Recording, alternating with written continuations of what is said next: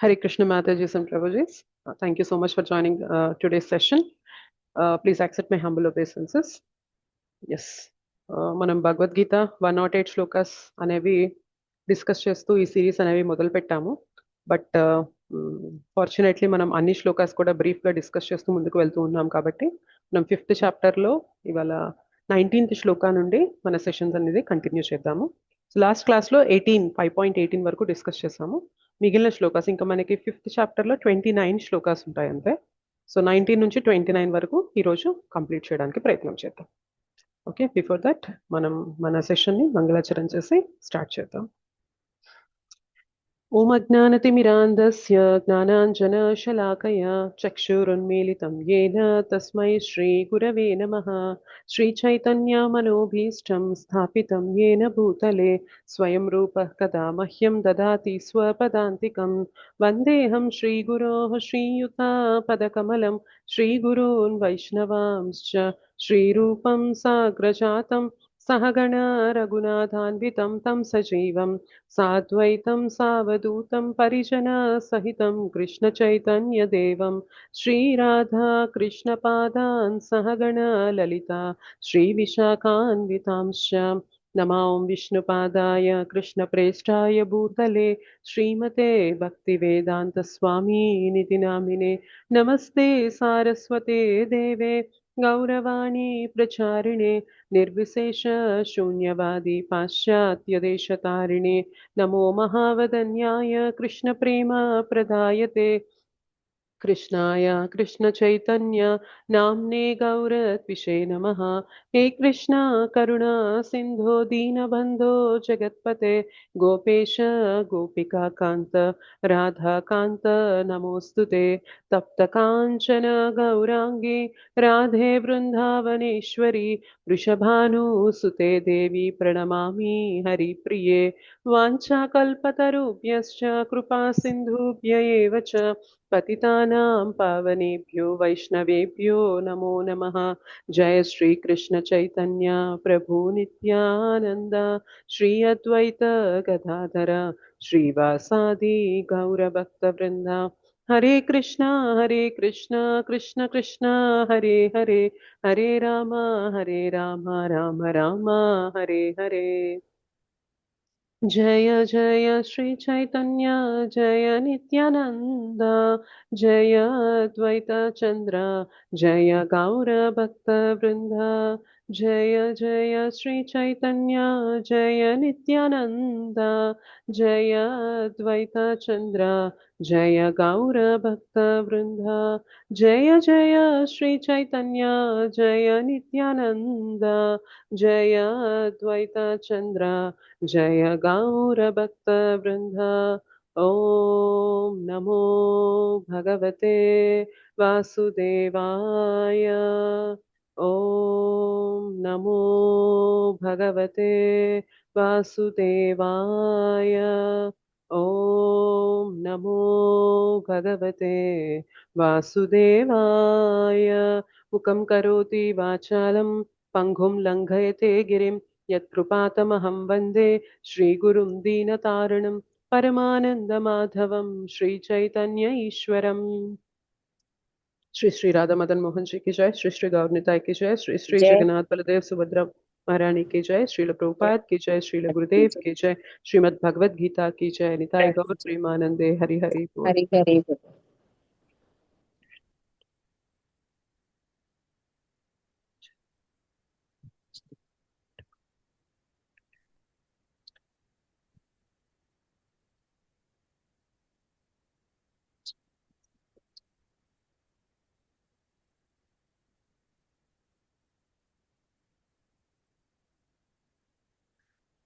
Hare Krishna Mataji and Prabhuji. Thank you so much for joining the today's session. Dandavat pranam to each and every one of you. माताजी दंडवत प्रणाम माताजी. Dandavat pranam. Hare Krishna. Yes. Okay. So last క్లాస్లో మనం అనుకున్నాం, క్లాస్లో ఏదన్నా ఒక స్టోరీ అనేది డిస్కస్ చేసుకొని మనం కథ భగవద్గీత అనేది డిస్కస్ చేద్దాము అని చెప్పి అనుకున్నాము. బట్ ఇవాళ మనకి స్టోరీ అనేది ఖచ్చితంగా అవసరం అనమాట. లాస్ట్ క్లాస్లో అనుకోవడం వల్ల ఇలా జరిగిందా, లేకపోతే ఇవాళ స్టోరీ చెప్తేనే శ్లోకాస్ అనేవి కరెక్ట్గా అర్థమవుతాయా అనేది నాకు కరెక్ట్గా తెలియదు. కానీ బట్ ఫర్ టుడేస్ సెషన్, ఇవాళ రోజు మాత్రం మనం ఈ కథ అనేది డిస్కస్ చేసుకొని నెక్స్ట్ శ్లోకాస్ అనేవి మనం చూసినట్లయితే అన్నీ కూడా సెన్స్ అనిపిస్తాయి మనకి. ఓకే, అయితే ఈ స్టోరీ అనేది ఎవరైతే SGR advanced course 18 days 18 chapters 18 రోజులు 18 అధ్యాయాలు సెషన్ అటెండ్ అయ్యారో వాళ్ళు ఈ కథని వినుంటారు.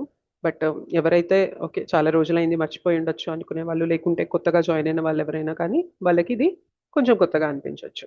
ఓకే, సో ఈ కథ ఏంటి అంటే మ్, ఒక వ్యక్తి తన దగ్గర ఉన్న ఆస్తిని ఏదైతే ఇప్పటిదాకా కూడబెట్టుకున్నారో, మొత్తం కష్టపడి సంపాదించింది కూడబెట్టిందంతా కూడా దాన్ని తీసుకొని ఒక ప్లేస్ నుండి ఒక ప్లేస్కి వెళ్ళడానికి ఒక పడవలో వెళ్తూ ఉన్నాడు.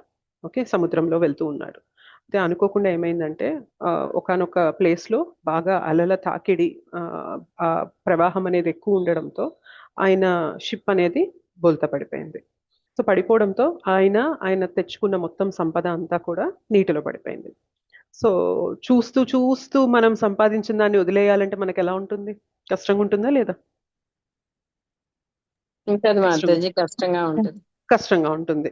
సో ఆయన కూడా అలానే అనిపించింది, అరే ఇంతకాలం కష్టపడి సంపాదించాను, ఎండనక వాననక పగలనక రాత్రనక నా నా ఏమంటారు నా చెమటోర్చి సంపాదించిన కష్టం ఇది అని చెప్పి ఆయన దాన్ని వదులుకోలేక ఏవైతే మూటలు బ్యాగ్స్ కట్టుకొని వచ్చాడో ధనము, గోల్డ్ కాయిన్స్ ఏవైతే ఆయన తీసుకొచ్చాడో ధనమంతా, అదంతా కూడా ఆయన తగిలించుకొని ఈదడానికి ప్రయత్నం చేస్తున్నారు. సముద్రంలో పడిపోయినాడు.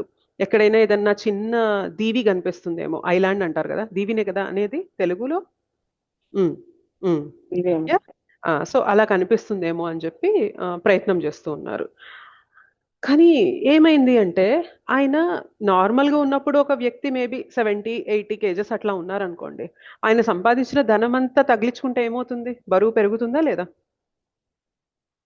ఎస్ పెరిగిపోతుంది. మాతాజీ, బరువు పెరుగుతుంది. పెరిగిపోతే మనం తేలడం, నీటిపైన తేలడం ఈజీ అవుతుందా, మునిగిపోవడం మునిగిపోతాం అవుతుందా? మునిగిపోతాం ప్రభుజీ. మునిగిపోతాం. సో మునిగిపోతాం మాతాజీ. బరువు అనేది పెరిగిపోతూ ఉంటే మనం నీటిలో ఎంత శ్రమించినా కూడా మనం ఈతడం కష్టమైపోతుంది బరువు ఎక్కువ అయిపోవడం వల్ల. సో ఆయనకు కూడా అదే అనిపించింది, అయ్యో నేను ఎంత ప్రయత్నం చేస్తున్నా కానీ అసలు వెళ్ళట్లేదు, ఇంకా కిందకి వెళ్ళిపోతా ఉన్నాను అని చెప్పి ఇంకా తప్పక ఆయన సంపాదించిందంతా వదిలేయాల్సి వచ్చింది. ఓకే, వదిలేసేసి ముందు ప్రాణం అయితే బ్రతికుంటే నేను కనీసం తర్వాత మళ్ళీ అయినా నేను కష్టపడి సంపాదించుకొని ఎట్లాగొట్లా బ్రతకచ్చు అని చెప్పి వదిలేసేసి ఈదుకుంటూ వెళ్తాడు. సో చాలాసేపు కష్టపడగా ఒక దీవి కనిపిస్తుంది. సో అక్కడి దగ్గరికి వెళ్ళగానే ఆ దీవి పైన మనకి ఏమంటారు, అడవి జాతి మనుషులు ఉంటారు కదా జనరల్గా, ఆ ప్లేస్లో వాళ్ళు నివాసం అనేది ఏర్పాటు చేసుకొని ఉంటూ ఉంటారు కదా, వాళ్ళు ఈయన్ని చూసి వాళ్ళు ఈయన్ని పట్టుకొని వచ్చేసేసి ఆయన్ని బంధిస్తారు.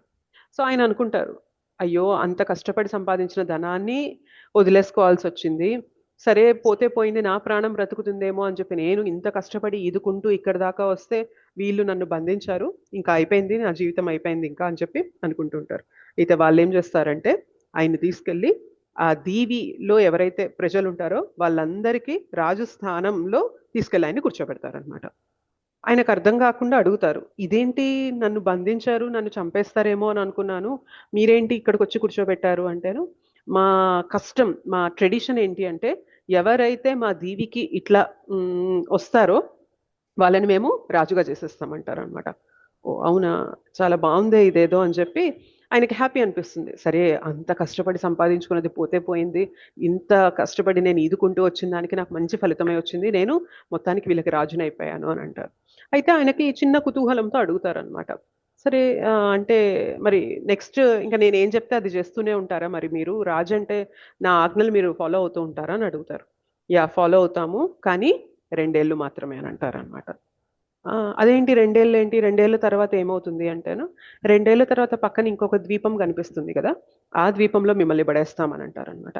అయితే ఆ ద్వీపంలో ఏముంటుంది అని అడిగితే ఆయనకు చెప్తారనమాట అడవి జాతి మనుషులు, అక్కడ క్రూర మృగాలు ఉంటాయి, సో మిమ్మల్ని ఆ ద్వీపంలో పడేయగానే ఆ క్రూర మృగాలు మిమ్మల్ని చంపేసుకొని తింటాయి, పోనీ మీరు ఎక్కడైనా దాక్కొని బ్రతుకుదాం అనుకున్నా కానీ అక్కడ తినడానికి ఫుడ్ ఉండదు, మీకు ఎలాంటి సదుపాయాలు వసతులు ఉండవు అని అంటారనమాట.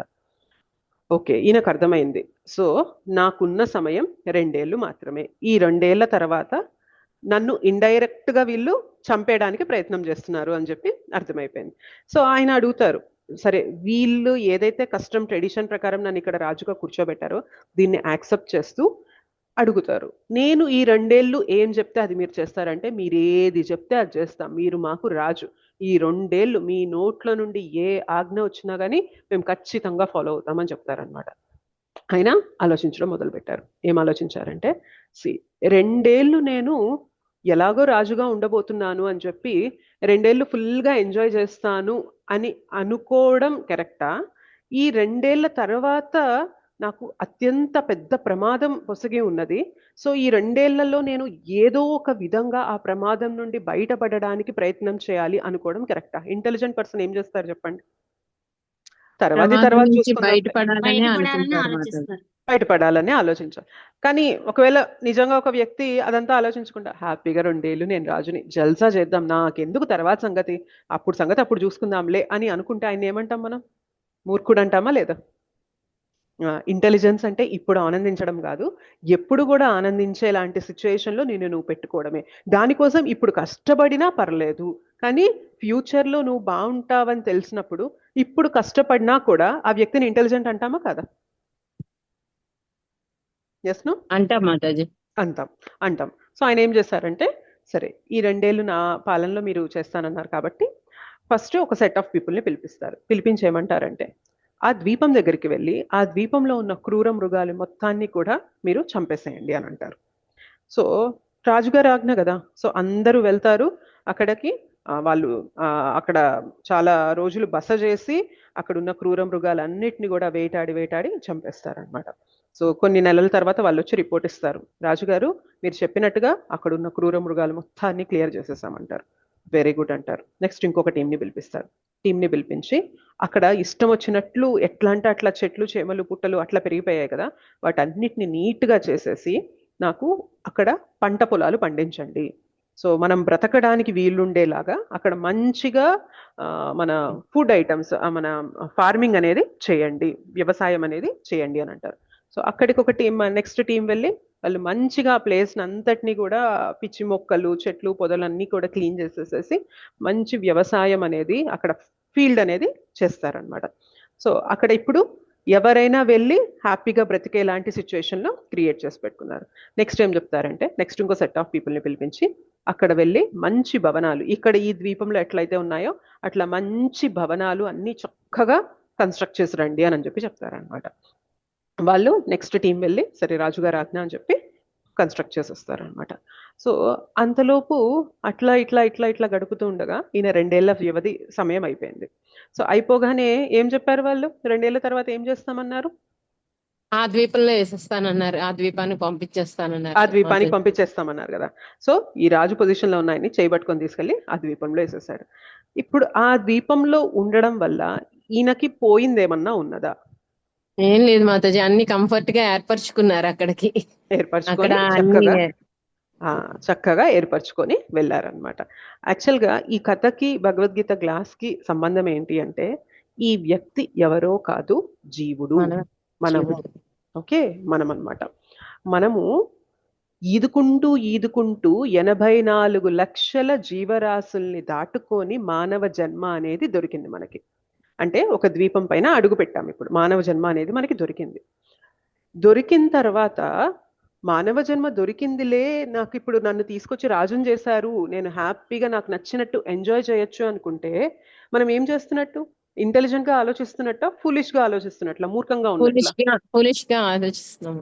ఫూలిష్ గా ఆలోచిస్తున్నట్లే. ఎందుకంటే మానవ జన్మ దొరికాక మనం చేయాల్సిన పెద్ద పని ఏంటి అంటే, నెక్స్ట్ ఫ్యూచర్, నెక్స్ట్ జన్మల్ని మనము సరిదిద్దుకోవాలి. అది లేకుండా మనం ఇప్పుడు దొరికిందిలే తర్వాత సంగతి తర్వాత చూసుకుందాం, అయిన తర్వాత ఎవరు చూసొచ్చాడు ఏంటి, ఇప్పుడు హ్యాపీగా ఎన్ని సంవత్సరాలు ఉంటానో అన్ని సంవత్సరాలు, ఉన్నది ఒక్కటే జిందగీ, హ్యాపీగా ఎంజాయ్ చేద్దాం, ఇవే ఉంటాయా లేదా? మన మూవీ ట్యాగ్ లైన్స్, పోస్టర్లు, నేమ్స్ అన్ని కూడా ఇవే ఉంటాయా లేదా? Enjoy your life to the fullest, అంతే. So why do worry about next life గురించి ఎందుకు వరీ అవుతావు, ఎందుకు బాధపడుతూ ఉంటావు? ఎంజాయ్ చేయి, ఉన్నది ఒక్కటే జీవితం, బాగా ఎంజాయ్ చేయి అని చెప్పి చెప్తూ ఉంటారు. కానీ ఇంటెలిజెంట్ పర్సన్ ఇప్పుడు ఎంజాయ్ చేసేవాడు కాదనమాట. ఇప్పుడు కొంచెం కష్టపడినా, ఎంజాయ్మెంట్ తగ్గించుకున్నా, తర్వాత భవిష్యత్తులో నేను కష్టపడకుండా ఉండే స్థితికి వెళ్ళేవాడే నిజమైన తెలివైన వాడనమాట. సో అక్కడ ఆ వ్యక్తి ఎలా అయితే తన 2 ఏళ్ల తర్వాత ఇంకా జీవితాంతం హ్యాపీగా ఉండడానికి ఈ 2 ఏళ్ళు తన సుఖభోగాలు పక్కన పెట్టి కూడా జీవితాన్ని ఆయన సెట్ చేసుకున్నారో, మనం కూడా ఏం చేయాలంటే ఇంటెలిజెంట్ అయిన వ్యక్తి ఇప్పుడు కొంచెం ఇంద్రియ సుఖాల్ని తగ్గించుకున్నా కూడా మన యొక్క ఫ్యూచర్ అనేది బాగుండేలాగా ఎవరైతే ప్రయత్నం చేస్తారో they are the real intelligent person. వాళ్ళు నిజమైన తెలివైన వారు, జ్ఞానవంతులు. ఓకే. కానీ మన దురదృష్టవశాత్తు ఏమవుతుంది అంటే సమాజం మొత్తం కూడా ఎంజాయ్ చేయి, తర్వాత గురించి ఆలోచించొద్దు. ఇప్పుడు ఏదైతే ఉందో అది నువ్వు ఎంజాయ్ చేయి, తర్వాత గురించి ఆలోచించొద్దు అంటే ఎలాగా? మనకి దొరకక ఒక ఆపర్చునిటీ దొరికింది. రేపొద్దున మనల్ని మళ్ళీ ఆ క్రూర మృగాల దగ్గరికి పంపించేస్తున్నారు. మన జీవితంలో క్రూర మృగాల దగ్గరికి పంపించడం అంటే అర్థం ఏంటి అంటే దిగజారిపోతున్నాం, మళ్ళీ వెనక్కి వెళ్ళిపోతున్నాం, మళ్ళీ మానవ జన్మ దొరుకుతుందో లేదో తెలియదు. సో ఈ జన్మ దొరికాక మళ్ళీ అట్లీస్ట్ మినిమం నెక్స్ట్ జన్మ మానవ జన్మ ఉండేలాగా ప్రయత్నం చేయాలా లేదా మనం? ఎస్ ఆర్ చేయాలి మాతాజీ, చేయాలి మినిమం మాతాజీ. మినిమం మన మానవ జన్మ వచ్చేలాగైనా ప్రయత్నం చేయాలి. కానీ ఎంజాయ్మెంట్ లో పడిపోయి ఇంద్రియ సుఖాల్లోకి వెళ్ళిపోతే మనం ఇంకా దిగజారిపోతున్నాం, కింద లోయర్ అధమ స్థితుల్లోకి వెళ్ళిపోతున్నాం అనమాట.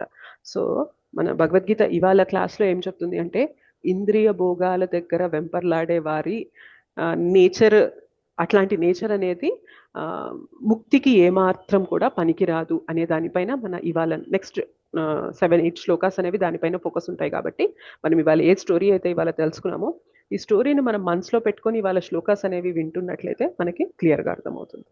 ఓకేనా? అర్థమైందా ఓకే స్టోరీ? మాతాజీ, అర్థమైంది మాతాజీ. అంటే మనం ఇక్కడ నుంచి మనం ఫ్యూచర్ లోని మనం బ్యాలెన్స్ ఏం పట్టుకొని వెళ్ళాలి ఇప్పుడు ఈ నెక్స్ట్ లైఫ్ కి అనేది చెప్పారు కదా మాతాజీ. ఎస్. మనం కూడా చాలా మోసుకొని వెళ్ళిపోవాలి అని చెప్పి చాలా తగిలించేసుకుంటున్నాం, బ్యాగేజీలు అవన్నీ వదిలేసి తగిలించుకుంటున్నాం. మనం కానీ ఏది ఏమవుతుంది, మనం ఇంకా ఏర్పాటు చేసుకోవాలి. మునిగిపోతున్నాం అనమాట. వెయిట్ పెరిగే కొద్దీ Yes, మనం ma'am. మునిగిపోతూ ఉంటున్నాం. సో వెయిట్ అనేది తగ్గించుకుంటూ మనం తేలికైపోతూ ఉంటేనే మనం తేలగలుగుతాం పైకి, లేదంటే మునిగిపోవాల్సిందే. సో వెయిట్ తగ్గించుకోవడం అంటే ఏంటి అంటే అన్నెసెసరీ అటాచ్మెంట్స్ పైన పెట్టుకోకూడదు. Attachment. ఏదో ఎక్కువ సంపాదించాలి, ఎక్కువ ఇది చేసేసుకోవాలి కాదు. హ్యూమన్ లైఫ్, మానవ జన్మ దొరికింది ఇందుకు కాదు. మానవునిగా మనకి ఇంటెలిజెన్స్ వచ్చింది ఇందుకు కాదు. మన ఇంటెలిజెన్స్ ఎందుకు అంటే మనం తిరిగి మళ్ళీ మానవ జన్మ పొందకుండా భగవద్ధామానికి వెళ్ళిపోవడానికి మానవ జన్మ అనేది దొరికింది.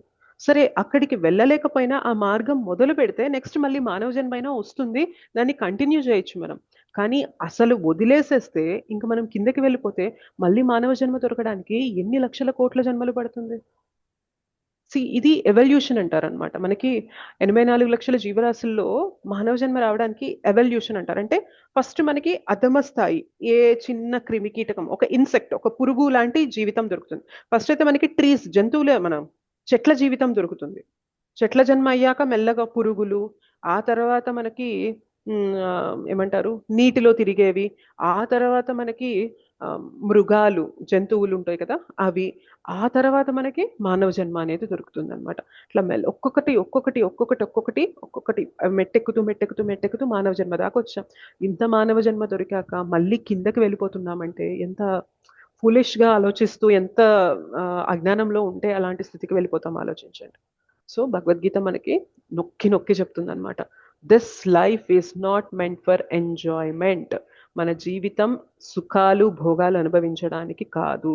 నేను మార్నింగ్ ఒక క్లాస్లో విన్నాను, అమరేంద్ర ప్రభుజీ చెప్తున్నారు. ఏమంటున్నారంటే స్మైల్ చేయాలి, లాఫ్ చేయాలి, ఎంజాయ్ చేయాలి అని చెప్పి చెప్తూ ఉంటారు. మానవ జన్మ స్మైల్ చేయడానికి కాదు, వీ హ్యావ్ టు క్రై, ఏడవాలి. కృష్ణ నాకు నీ సేవ కావాలి, కృష్ణ నేను నీ దగ్గరికి రావాలి అని కృష్ణ దగ్గరికి వెళ్ళి ఏడవాలి. మన మానవ జన్మ దొరికింది ఏడవడానికి, నవ్వడానికి కాదు అని చెప్పి చెప్తున్నారు. అర్థమవుతుందా? ఏడవడం అంటే దేనిపైన ఆ కష్టం ఉంది ఈ కష్టం ఉంది అని కాదు. కృష్ణ నేను నీకు దూరం అయిపోయి వచ్చేసానే, కృష్ణ నాకు నీ సేవ కావాలి అని చెప్పి మనం ఏడవాలన్నమాట. అందుకు మానవ జన్మ దొరికింది. నేను నవ్వుతూ హ్యాపీగా ఎంజాయ్ చేస్తూ సుఖభోగాలు అనుభవించాలి, కృష్ణాన్ని మర్చిపోవాలి అనుకుంటే దట్ ఈస్ ఫూలిష్నెస్, మనం వెనక్కి వెళ్ళిపోతున్నట్లు. Okay, yes. So with this in mind మనం ఇది మన మనసులో పెట్టుకొని ఇవాళ క్లాస్లో శ్లోకాస్ అనేవి డిస్కస్ చేయడానికి ప్రయత్నం చేద్దాము. సో 5.18 శ్లోకాల్లో మనం విద్యా వినయ సంపన్నే బ్రాహ్మణే గవిహస్తిని శుని చైవ స్వపాకేచ పండితాః సమదర్శినః. సో విద్య కలిగిన విద్యతో వినయం కలిగిన పండితులు వాళ్ళు యథార్థమైన జ్ఞానం కలిగిన వారగుటచే బ్రాహ్మణుని, గోవుని, ఏనుగుని, శునకమును, శునక మాంసం తినువానిని కూడా సమదృష్టితో వీక్షింతురు. ఎందుకు చూస్తారు వాళ్ళలాగా సమభావంతో? ఎలా చూస్తారు వాళ్ళు? అందరూ ఒకటి కాదు కదా. అందరిలో కూడా ఆత్మ పరమాత్మ ఉంటారు అని తెలుసుకొని ఆత్మ వ్యక్తిగతమైనది, పరమాత్మ అందరిలో కూడా ఉంటదని వాళ్ళు తెలుసుకొని ఆ దృష్టితో ఉంటారు మాతాజీ వాళ్ళు. కరెక్ట్. సో బేసిక్ గా వాళ్ళు దేహాత్మ బుద్ధి అంటే దేహం బాడీలీ డిఫరెన్స్ ఏదైతే ఉంటుందో, బయట బాహ్యంగా దేహం ఏదైతే ఉంటుందో దాన్ని బట్టి కాకుండా ఆత్మస్థరంలో వాళ్ళు చూడగలుగుతున్నారు. కాబట్టి అందరినీ కూడా సమభావంలో సమదృష్టితో చూడగలుగుతున్నారు. అంటే దేహ భావనలో చూడడం అనేది మానివేసిన వారు మాత్రమే ఇలా సమదృష్టితో చూడగలుగుతారు. Yes or no?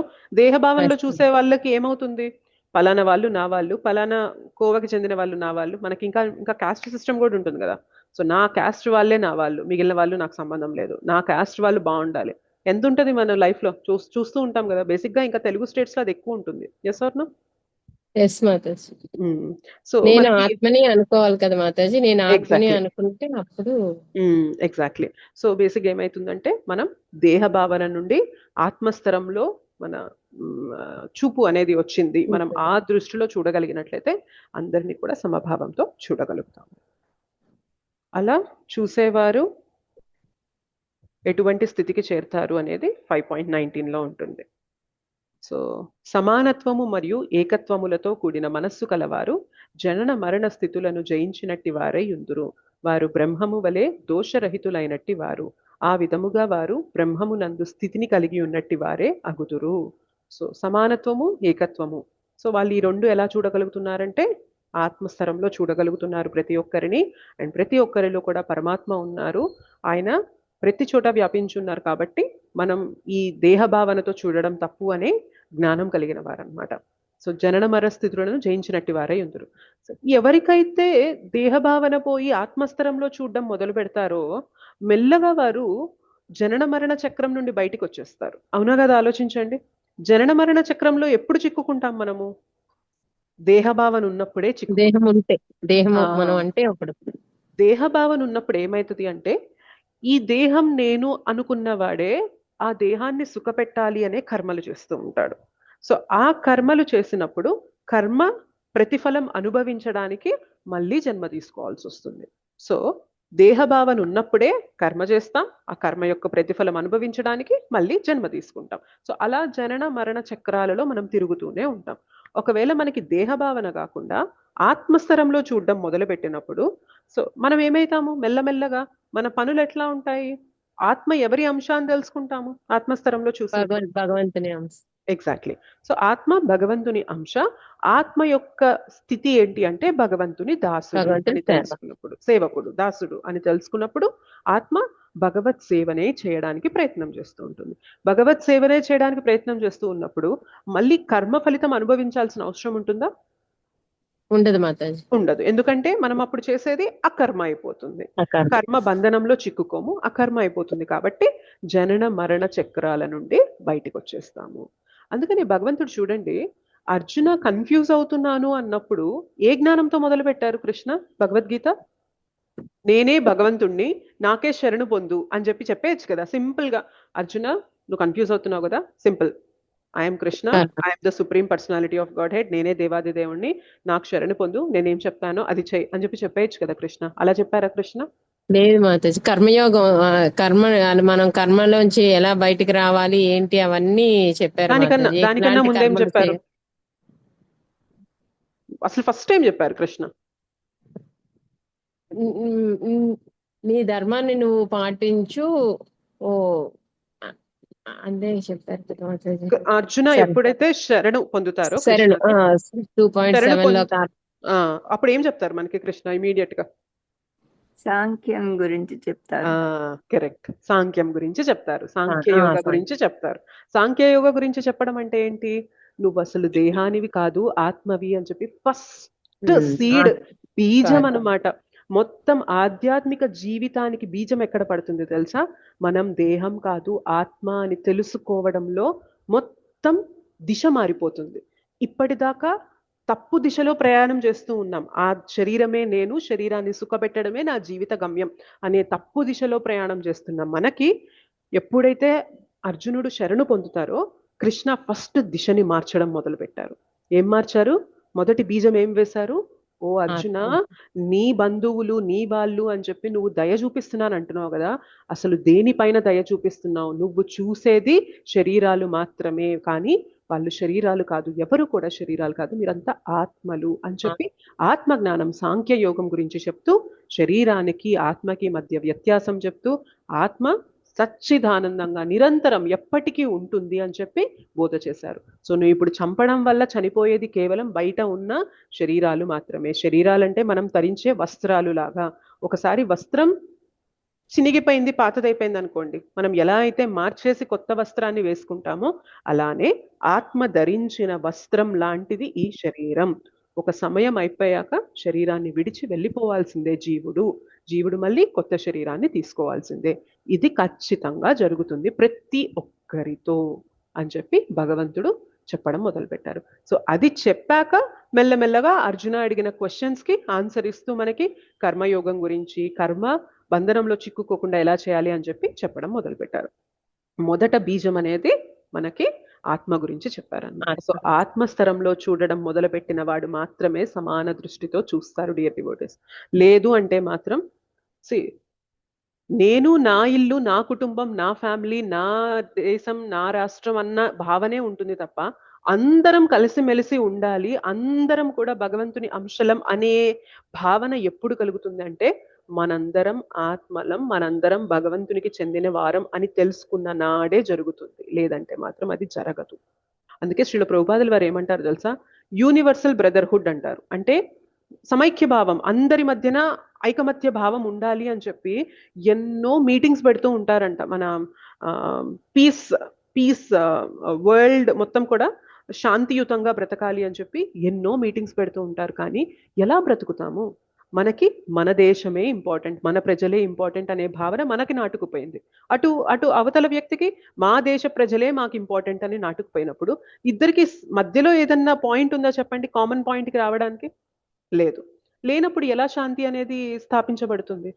కానీ భగవంతుని అంశలు ప్రతి ఒక్కరూ భగవంతుని సెంటర్గా పెట్టి బ్రతకాలి అన్నప్పుడు అందరికీ కూడా సెంటర్ పాయింట్ కృష్ణ అయిపోతారు. అప్పుడు ఆటోమేటిక్గా మనకి సమాజం మొత్తం కూడా శాంతియుతంగా ఉండడం అనేది జరుగుతుంది. ఓకే, సో సమానత్వము, ఐకమత్యము ఇదంతా ఎలా జరుగుతుంది అంటే మనం దేహ భావన నుండి బయటికి వచ్చి ఆత్మస్థరంలో చూసినప్పుడు మాత్రమే జరుగుతుంది. అటువంటి వ్యక్తినే జన్మ మృత్యు జరా వ్యాధి చక్రం నుండి బయటకు వచ్చేస్తారు. ఆయన బయటకు వచ్చిన వాడిగా మనం పరిగణింపబడాలి ఆయన గురించి అని చెప్పి చెప్తున్నారు. క్లియరా?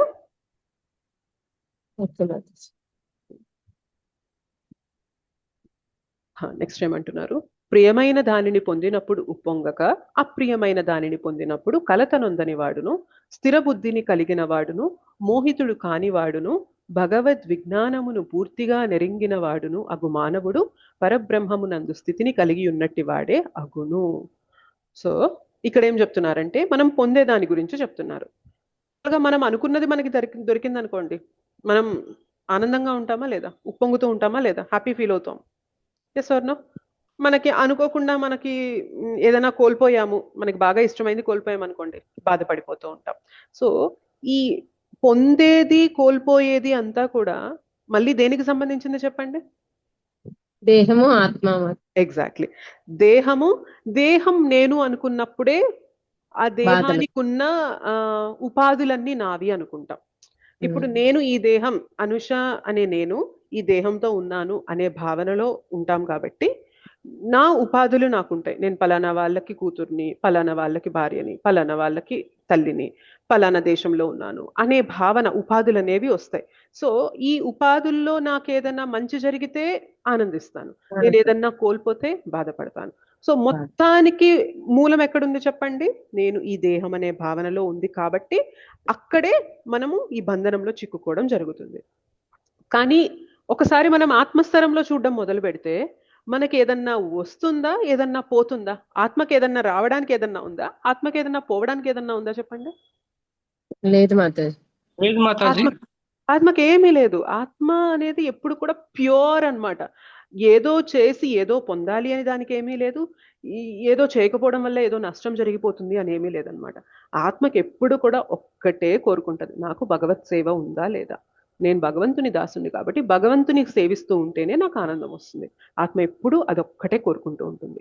అది కాకుండా భౌతికంగా ఏది వచ్చినా, భౌతికంగా ఏది పోయినా ఆత్మకి ఏమన్నా తేడా ఉంటుందా? డిఫరెన్స్ ఉంటుందా? ఏమీ ఉండదు. ఏది ఉండదు మాతాజీ కూడా. ఎగ్జాక్ట్లీ. సో అది తెలుసుకున్నవాడు మాత్రమే ఏదన్నా పొందినప్పుడు ఉప్పొంగక, ఏదన్నా పోయినప్పుడు బాధపడక కూడా స్థిర బుద్ధితో ఉండగలుగుతాడు. మోహితుడు కానివాడును భగవద్విజ్ఞానమును పూర్తిగా నెరింగిన వాడు ఒక మానవుడు పరబ్రహ్మమునందు స్థితి కలిగి ఉన్నట్టు వాడే అగును. సో అటువంటి వ్యక్తి ఈజీగా ఈ భవబంధనాల నుండి బయటికి వెళ్ళిపోగలడు. పరబ్రహ్మమునందు స్థితిని కలిగి ఉన్నట్టు వాడుగా మనం పరిగణించాలి. అట్టి ముక్త పురుషుడు బాహ్యేంద్రియ ఆనందమునకు ఆకర్షింపబడక అంతరమైన ఆత్మయందే సౌఖ్యమును అనుభవించు సదా ధ్యానమగ్నుడై ఉండును. ఆ విధముగా ఆత్మదర్శి అయిన వ్యక్తి పరబ్రహ్మమును ధ్యానించు కారణమున అపారమైన సుఖమును అనుభవించును. సో అటువంటి ముక్త పురుషుడు అంటే ఎవరైతే ఆత్మస్థరంలో ప్రతి ఒక్కరిని చూస్తూ దేహభావన నుండి బయటకు వచ్చిన వ్యక్తి, ఇంకా దేహానికి ఏదన్నా వస్తున్నా ఏదన్నా పోతున్నా కూడా చలించకుండా ఉండగలిగే స్థితికి వెళ్ళిన వ్యక్తి ముక్త పురుషుడు అని పిలుస్తున్నారు ఇక్కడ. అటువంటి వ్యక్తి బాహ్యేంద్రియ ఆనందమునకు ఆకర్షింపబడక అంతరమైన ఆత్మయందే సౌఖ్యమును అనుభవించుచు సదా ధ్యానమగ్నుడై ఉండును. మీరు చూసినట్లయితే ప్రపంచంలో అత్యంత కోటీశ్వరుల దగ్గరికి వెళ్ళినా కూడా వాళ్ళ మనస్సులో ఏదో తెలియని వెల్తి అనేది ఉంటుంది. ఎప్పుడైనా గమనించారా? అంటే ఆఫ్ కోర్స్ మనం అట్లా కోటీశ్వరుల కోవలో మనం ఎలాగో లేము, మనకి తెలియదు. బట్ స్టిల్ అటువంటి వాళ్ళు మాట్లాడినా, అటువంటి వాళ్ళ దగ్గరికి వెళ్ళినా కూడా సమ్ ఇన్సెక్యూర్ ఫీలింగ్, ఏదో లోపిస్తుంది అనే భావన వాళ్ళ దగ్గర ఉంటుంది. కానీ మీరు అన్ని త్యజించేసి ఈ భవబంధనాల నుండి బయటికి వెళ్ళిపోయిన వ్యక్తులు సదా భగవత్ సేవలో ఉండే వ్యక్తులని చూస్తే వాళ్ళకి ఉండడానికి సరిగ్గా బస ఉండదు. నెక్స్ట్ పూట ఆహారం ఏంటా అనే దిశ ఉండదు. సరే ఏదన్నా ప్రమాదం వస్తే కాపాడడానికి ఎవరైనా ఉన్నారా అంటే అది కూడా లేదు. అటువంటి వారు సదా భగవత్ సేవలో వాళ్ళు నిమగ్నం అయిపోయినప్పుడు వారి ముఖం వెంట ఒక చిరునవ్వు వస్తూ ఉంటుంది. గమనించారా? వాళ్ళకి ఏది అంటే ఏది ఉండదు బేసిక్గా, కానీ వాళ్ళ మనస్సులో ఎంతో ప్రశాంతత, తృప్తి, ఆనందం అనేది ఉంటుంది. ఎలా పాసిబుల్ అవుతుందో చెప్పండి? ఒకవేళ బాహ్యంగా ఉండే సుఖాలే ఆనందాన్ని ఇస్తుంటే బోలెడంత మందికి బాహ్యంగా ఉండే సుఖాలు ఈజీగా అవైలబుల్ గా ఉన్నాయి, కానీ అందరు ఆనందంగా ఉంటున్నారా? లేరు. సి జనరల్ గా మన పరిస్థితి మనకి ఎలా అనిపిస్తుంది అంటే, మనకన్నా పైన ఉన్న వాడిని చూసి అట్లాంటి స్థితికి వెళ్తే మాత్రం నేను ఖచ్చితంగా హ్యాపీగా ఉంటాను అని చెప్పి మనకు అనిపిస్తుంది. సరే, అలాంటి స్థితిలో ఉన్న వాళ్ళ దగ్గర ఆల్రెడీ మన చుట్టుపక్కల ఎవరో ఒకళ్ళు ఉంటారు, మన రిలేటివ్స్ లో కానీ, మనం ఉండే ఇళ్ళ దగ్గర కానీ, మన సర్కిల్లో కానీ ఎవరైనా ఉంటారు కదా. అలాంటి వాళ్ళని మెల్లగా కదిలించి మాట్లాడితే వాళ్ళు yeah yeah yeah yeah are so happy అని చెప్పి మేబీ ఒక 5-10 నిమిషాలు చెప్తారేమో. ఒక 2-3 రోజులు వాళ్ళ దగ్గరికి వెళ్ళి మెల్లగా కదిలించడం మొదలు పెడితే వాళ్ళు ఏం చెప్తారు? మెల్లగా బాధల చిట్టా చదవడం మొదలు పెడతారా లేదా చెప్పండి? బయటికి మాత్రం నవ్వుతుంటారు మాతాజీ. ఎగ్జాక్ట్లీ, బయటికి మాత్రం నవ్వుతూ కనిపిస్తూ ఉంటారు. మేబీ మనం వెళ్ళి ఒక 2-3 మాటలు పలకరిస్తే yeah I'm so happy, I'm enjoying, I went there, నేను ఆ వెకేషన్కి వెళ్ళాను, ఇక్కడికి వెళ్ళాను, అక్కడికి వెళ్ళాను. బయటికి ప్రొఫైల్ ఫోటోలో పెట్టుకోవడానికి మాత్రమే నవ్వుంటుంది అనమాట. ఓకే, ఫోటోలో మాత్రమే నవ్వుంటుంది. ఫోటో వెనక బ్యాక్ సైడ్ చూస్తే మాత్రం ఎప్పుడు ఏడుపే ఉంటుంది మనిషికి. ఓకే, ఎంత సంపాదించినా కానీ this is అలా common. అనుకునే బదులు వాళ్ళు ఆనందంగా లేరు అని అనుకోవడం అనేది నాకు తెలిసి 100% కాకపోవచ్చు. మనకి సమస్యలు ఉన్నాయి, వాళ్ళకి సమస్యలు ఉన్నాయి. ఒకటి వాళ్ళ భగవద్ధామం చేరడానికి లేట్ అవుతుంది అనేది అయితే యాక్సెప్టబుల్ ఏమో నాకు అనిపిస్తుంది. లేదు, ఆనందంగా నేననేది అది కాదు, భగవద్ధామం గురించి కాదు. ఇప్పుడు మనకి ఒక ఎక్స్పెక్టేషన్ ఉంటుంది. ఇప్పుడు ఫర్ ఎగ్జాంపుల్ నేను నెలకి ఒక 50,000 సంపాదిస్తున్నాను అనుకోండి. నాకేమనిపిస్తుంది అంటే, ఇప్పుడు ఈ కాలంలో హైదరాబాద్ లాంటి సిటీలో 50,000 సంపాదిస్తూ ఉంటే నేను ఎలా బ్రతకాలి, నా అవసరాలు ఎలా తీర్చుకోవాలి? సో నాకు మినిమం 1,00,000 వస్తే నేను హ్యాపీగా ఉంటాను అని చెప్పి ఒక ఫీలింగ్ పెట్టుకుంటా. 1,00,000 సంపాదించే వాడి దగ్గరికి వెళ్ళి అడిగితే, నువ్వు 1,00,000 సంపాదిస్తున్నావు కదా, నువ్వు హ్యాపీగా ఉన్నావా అని అడిగితే ఆయన ఏమంటాడు? ఏం 1,00,000 సంపాదించడమో ఏమో నాకు తెలియదు కానీ 1,00,000 వస్తుంది అని చెప్పి అక్కడ ఈఎంఐలు, ఇక్కడ ఈఎంఐలు పెట్టి నేను కారు కొన్నాను, నేను హౌస్ కొన్నాను, నేను అది కొన్నాను, ఇది కొన్నాను, ఇప్పుడు నెలకి జీతం వచ్చేసరికి ఈఎంఐలు అన్ని పోను, నా చేతికి 30,000 కూడా రావట్లేదు అని అంటారు. సో మనం కదిలిస్తే అర్థమవుతుంది అనమాట. బేసిక్గా 50,000 వచ్చేవాడికి 1,00,000 వస్తే ఆనందం అనిపిస్తుంటుంది, 1,00,000 వచ్చేవాడికి 2,00,000 వస్తే ఆనందం అనిపిస్తుంటుంది, 2,00,000 వచ్చేవాడికి 5,00,000 వస్తే ఆనందం అనిపిస్తుంటుంది. కానీ ఎవరిని కదిలించినా కూడా ఆనందం అనేది లేనే లేదు. ఎందుకంటే ఆనందం అనే దానికి డెఫినిషన్ ఇంటర్నల్గా ఉంటుంది, ఎక్స్టర్నల్గా బాహ్యంగా ఉండదు. బాహ్య వస్తువులలో కలిగేది ఆనందం కాదు, అదొక టిటిలేషన్. ఇంతకుముందు మనం ఎస్జిఆర్ క్లాసెస్లో కూడా అనుకున్నాం. మనకి ఎవరైనా వచ్చి చెక్కల గింతలు పెట్టినా నవ్వుతాము, ఎవరైనా వచ్చి మంచిగా ఆనందపడే విషయం చెప్పినా నవ్వుతాము. కానీ మనం ఏది కావాలనుకుంటాం? చెక్కల గింతలు పెట్టించుకొని నవ్వాలనుకుంటామా, ఆనందకరమైన విషయాన్ని తెలుసుకొని నవ్వాలనుకుంటామా? విషయమే మాతాజీ. ఎగ్జాక్ట్లీ. సో బాహ్యంగా దొరికే సుఖం ఎలా ఉంటుంది, ఆనందం ఎలా ఉంటుంది అంటే మనకి చెక్కల గింతలు పెట్టినట్లు ఉంటుంది అనమాట. ఒక నిమిషం బానే ఉంటుంది, కానీ అలా చెక్కల గింతలు పెడుతూ ఉంటే చిరాకు వస్తుంది మనకి. అవునా కదా చెప్పండి? ఎగ్జాక్ట్లీ. సో ఇది జస్ట్ టిటిలేషన్, సూపర్ఫిషియల్ హ్యాపీనెస్ అన్నమాట. పైన దొరికే హ్యాపీనెస్ మాత్రమే, కానీ లోపల సంతృప్తి అనేది ఇవ్వదు బాహ్య విషయాలు. కానీ మనం ఆధ్యాత్మికంగా భగవంతునితో కనెక్ట్ అయ్యామనుకోండి, బయటికి కనిపించకపోవచ్చు, ఏముంది వీళ్ళు ఆనందపడడానికి, ఏముంది సుఖపడడానికి అని చెప్పి బయటికి కనిపించకపోవచ్చు, కానీ లోపల సాటిస్ఫాక్షన్ వస్తుంది చూసారా తరంలో, అది ఇన్కంపేరబుల్ అన్నమాట. అది వర్ణనాతీతం అన్నమాట. అది మనకి కావాల్సింది. సో బేసిక్గా ఆనందం ఎక్కడుంది అంటే, ప్రపంచం మొత్తం మనల్ని మాయలో పెట్టేసి అక్కడుంది ఆనందం, ఇక్కడుంది ఆనందం, ఇక్కడుంది ఆనందం, అక్కడుంది ఆనందం అని పరిగెత్తిస్తూ ఉంటుంది. బట్ ఆనందం ఎక్కడుంది అంటే ఇక్కడే ఉంది. When you connect to supreme, భగవంతునితో కనెక్ట్ అయినప్పుడు ఇక్కడే ఉంది ఆనందం, ఎక్కడో లేదు, ఇక్కడే నీతోనే ఉంది, ఇంటర్నల్ గా నీ దగ్గరే ఉంది ఆనందం. కానీ మనం తప్పుగా కళ్ళు మూసుకుపోయిన వాళ్ళు, ఇప్పుడు జనరల్గా ఒక్కొక్కసారి స్పెక్స్ పెట్టుకునే వాళ్ళకి అలవాటు ఉంటుంది అనమాట. ఏంటి అంటే, స్పెక్స్ ఇక్కడే ఉంటాయి, ముక్కు మీదే ఉంటాయి, ఇక్కడే ఉంటాయి, నా స్పెక్స్ ఎక్కడ ఉన్నాయి, నా స్పెక్స్ ఎక్కడ ఉన్నాయి, నా స్పెక్స్ ఎక్కడ, ఇల్లంతా వెతుకుతాం అనమాట. తర్వాత ఎవరో వచ్చి చెప్పారు, ఇప్పుడు ఫర్ ఎగ్జాంపుల్ నేను ఇలా పెట్టేసుకొని వెతుకుతూ ఉన్నాను, ఇట్లా మెడలో పెట్టేసుకొని వెతుకుతూ ఉండగా ఒక అరగంట ఎతికాక ఎవరైనా వచ్చి, పిచ్చా నీకేమన్నా, ఇక్కడే ఉన్నాయి కదా స్పెక్స్ అని అన్నారు అనుకో, మనకేమనిపిస్తుంది? అయ్యో ఇంతసేపు ఎతికానే, కష్టపడి ఇక్కడే ఉన్నాయి కదా అని అనిపిస్తుంది. మన ఆనందం కూడా అలానే ఉంటుంది అనమాట. అయ్యో మూర్ఖంగా తెలియకుండా అంత సంపాదిస్తే వస్తుంది అనుకున్నానే ఆనందము, ఇంత కెరియర్లో ఎదిగితే వస్తుంది అనుకున్నానే ఆనందము, ఇంత పెళ్లి చేసుకుంటే వస్తుంది అనుకున్నానే ఆనందం, ఇంత పిల్లలు సెటిల్ అయితే వస్తుంది అనుకున్నానే ఆనందం, నాకు ఒక సొంత ఇల్లు ఉంటే వస్తుంది అనుకున్నానే ఆనందం అని చెప్పి మనం భ్రమలో బ్రతుకుతూ ఉంటాం. తర్వాత మన జీవితంలో భగవద్భక్తులు, శ్రీల ప్రభుపాదుల కృప వల్ల ఆచార్యులు మన జీవితంలోకి వచ్చి మనకి జ్ఞానం ఇచ్చినప్పుడు అర్థమైంది, ఎంత మూర్ఖంగా వెతికాను, ఆనందం ఎక్కడో లేదు కదా, ఇక్కడే ఉంది కదా అని చెప్పి మనకు అప్పుడు అర్థమవుతుంది అనమాట. ఓకే, ఈ శ్లోకాలు అదే చెప్తున్నారు. ఆనందం అనేది బాహ్యేంద్రియ వస్తువులలో లేనే లేదు. చేప నీటిలో ఉంటే ఆనందంగా ఉంటుందా, నీటి బయటికి తీసుకొచ్చాక దాన్ని, సరే మంచిగా ఇప్పుడు సమ్మర్ మొదలైపోయింది, ఇప్పటికే వేడిగాలులు మొదలైపోయినాయి హైదరాబాద్లో, చక్కగా ఒక ఏసీ వేసేసి ఏసీ రూమ్ లో పెట్టేసి చేపని, దానికి మంచి పంచభక్ష పరవాణాలు పెట్టేసేసి, దానికి ఒక మంచి లగ్జూరియస్ విల్లాలో పెట్టేసేసి నువ్వు ఇక్కడ ఎంజాయ్ చేయంటే చేప ఉండగలుగుతుందా చెప్పండి? నాకు ఇవేం వద్దు, తీసుకెళ్ళి ఆ నీటిలో పడేసే చాలు అని అంటుంది. Yes or no? సో ఆత్మకు కూడా అంతే అనమాట. నువ్వు బయట ఎన్ని విలాసాలు ఇచ్చినా నాకు అది ఏది వద్దురా బాబు, నాకు అది నీకు పైపైన అనిపిస్తుంది. ఆనందపడేది నీ మనస్సు ఉంటుంది చూసావా, అది ఆనందపడుతుంది. కానీ నాకు కావాల్సింది అది కాదు, అది నేను కాదు, నేను బాడీని కాదు, సూక్ష్మ శరీరం కాదు, స్థూల శరీరం కాదు, నేను ఆత్మని. సో ఆత్మకి నాకు కావాల్సింది భగవత్ సేవ, నాకు అది ఒక్కటి ఇవ్వరా అని చెప్పి ఆత్మ అడుగుతుంది అనమాట. సో ఆ చేప బయట ఎంత సౌకర్యాలు ఇచ్చినా గిలగిలా కొట్టుకున్నట్లు ఆత్మ కూడా అంతే. భగవత్ సేవ ఇవ్వనంత వరకు కూడా తృప్తి పొందలేదు. భగవత్ సేవ దొరికిన నాడే తృప్తి పడతాం. ఓకే.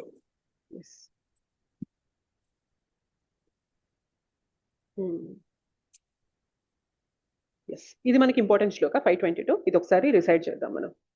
ఏ హి సంస్పర్శజా భోగా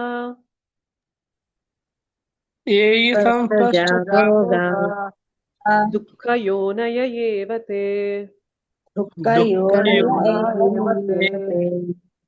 ఆద్యంతవంతః కౌంతేయ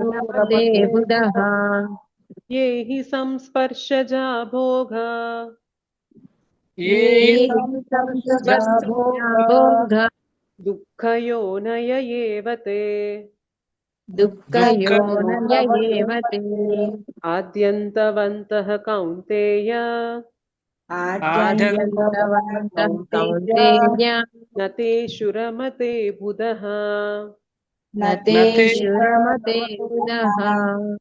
ఏ హి సంస్పర్శజా భోగా దుఃఖయోనయ ఏవతే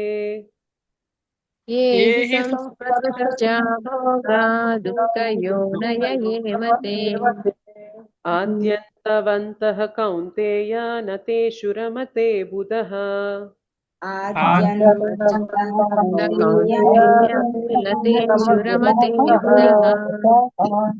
ఏ హి సంస్పర్శజా భోగా దుఃఖయోనయ ఏవతే ఆద్యంతవంతః కౌంతేయ నతేషు రమతే బుధః ఏ హి సంస్పర్శజా భోగా దుఃఖయోనయ ఏవతే ఆద్యంతవంతః కౌంతేయ నతేషు రమతే బుధః కమలాకుమారి మాతాజీ శ్లోక చదువుతారా? చదువుతాం మాతాజీ. ఓం నమో భగవతే వాసుదేవాయ. ఏ హి సంస్పర్శజా భోగా దుఃఖయోనయ ఏవతే ఆద్యంతవంత కౌంతేయ నతేషు రమతే బుధః. థ్యాంక్ యూ మాతాజీ. కళ్యాణి మాతాజీ అనువాదం చదువుతారా? కృష్ణ మాతాజీ. హరే కృష్ణ మాతాజీ. అనువాదం. బుద్ధిమంతుడు ఇంద్రియ సంపర్కంచే కలుగు దుఃఖ కారణములైన భోగములందు పాల్గొనడు. ఓ కౌంతేయ, అట్టి సుఖములు ఆద్యంతములను యుండును. అందుచేత వివేకవంతుడు వాని యందు ప్రీతినొందడు. హరే కృష్ణ. హరే కృష్ణ. థ్యాంక్ యూ మాతాజీ. స్వర్ణలత మాతాజీ భాష్యంలో ఒక ఫస్ట్ పారా చదువుతారా? చదువుతాం మాతాజీ. హరే కృష్ణ మాతాజీ. హరే కృష్ణ. చదవండి మాతాజీ. భౌతికేంద్రియము సుఖాలను భౌతికేంద్రియ సంపర్కము వలన కలుగుతాయి. బుక్ లో చూసి చదువుతున్నా మాతాజీ. అవునా? ఓకే, సరే చదవండి. ఫస్ట్ పారా అయ్యాక అసలు దేహమే తాత్కాలికం. ఓకే ఓకే మాతాజీ. తాత్కాలికం కాబట్టి భౌతికేంద్రియాలను అన్ని తాత్కాలికాలే. తాత్కాలికమైన దేనిలోనూ ముక్త పురుషుడు అభిరుచి కలిగి ఉండును. ఓకేనా మాతాజీ? ఇంకా చదవాలా? ఓకే, వద్దు మాతాజీ, ఇక్కడ ఉన్నది చదవమందాము. మోహిని మాతాజీ. హరే కృష్ణ మాతాజీ. హరే కృష్ణ. ధన్యవాద ప్రణామ్ మాతాజీ. ఇక్కడ ఉన్నది చదవగలరా మీరు? చదవగలను. చదవండి. భాష్యంపై శ్రీల ప్రభుపాద్కి జై. భౌతిక సుఖములు ఇంద్రియ సంపర్కముచే కలుగుచుండును, కాని దేహము అశాశ్వతమైనందున అట్టి భౌతిక సుఖములన్నీయు అశాశ్వతములగును. ముక్తాత్ముడు అశాశ్వతమైన దేనియందును ఆసక్తిని కనపరచడు. ఆధ్యాత్మికానందపు అనుభూతిని చవిచూచిన ముక్తాత్ముడు తుచ్చమైన సుఖము ననుభవించుటకు ఎట్లు అంగీకరించును? ఈ విషయమును గురించి పద్మపురాణము శ్రీ రామచంద్ర శతనామ స్తోత్రము 8 నందు ఇట్లు తెలుపబడినది. రమంతే యోగినోనంతే సత్యానందే చిదాత్మని ఇతి రామపదేనాసౌ పరం బ్రహ్మాభిధీయతే.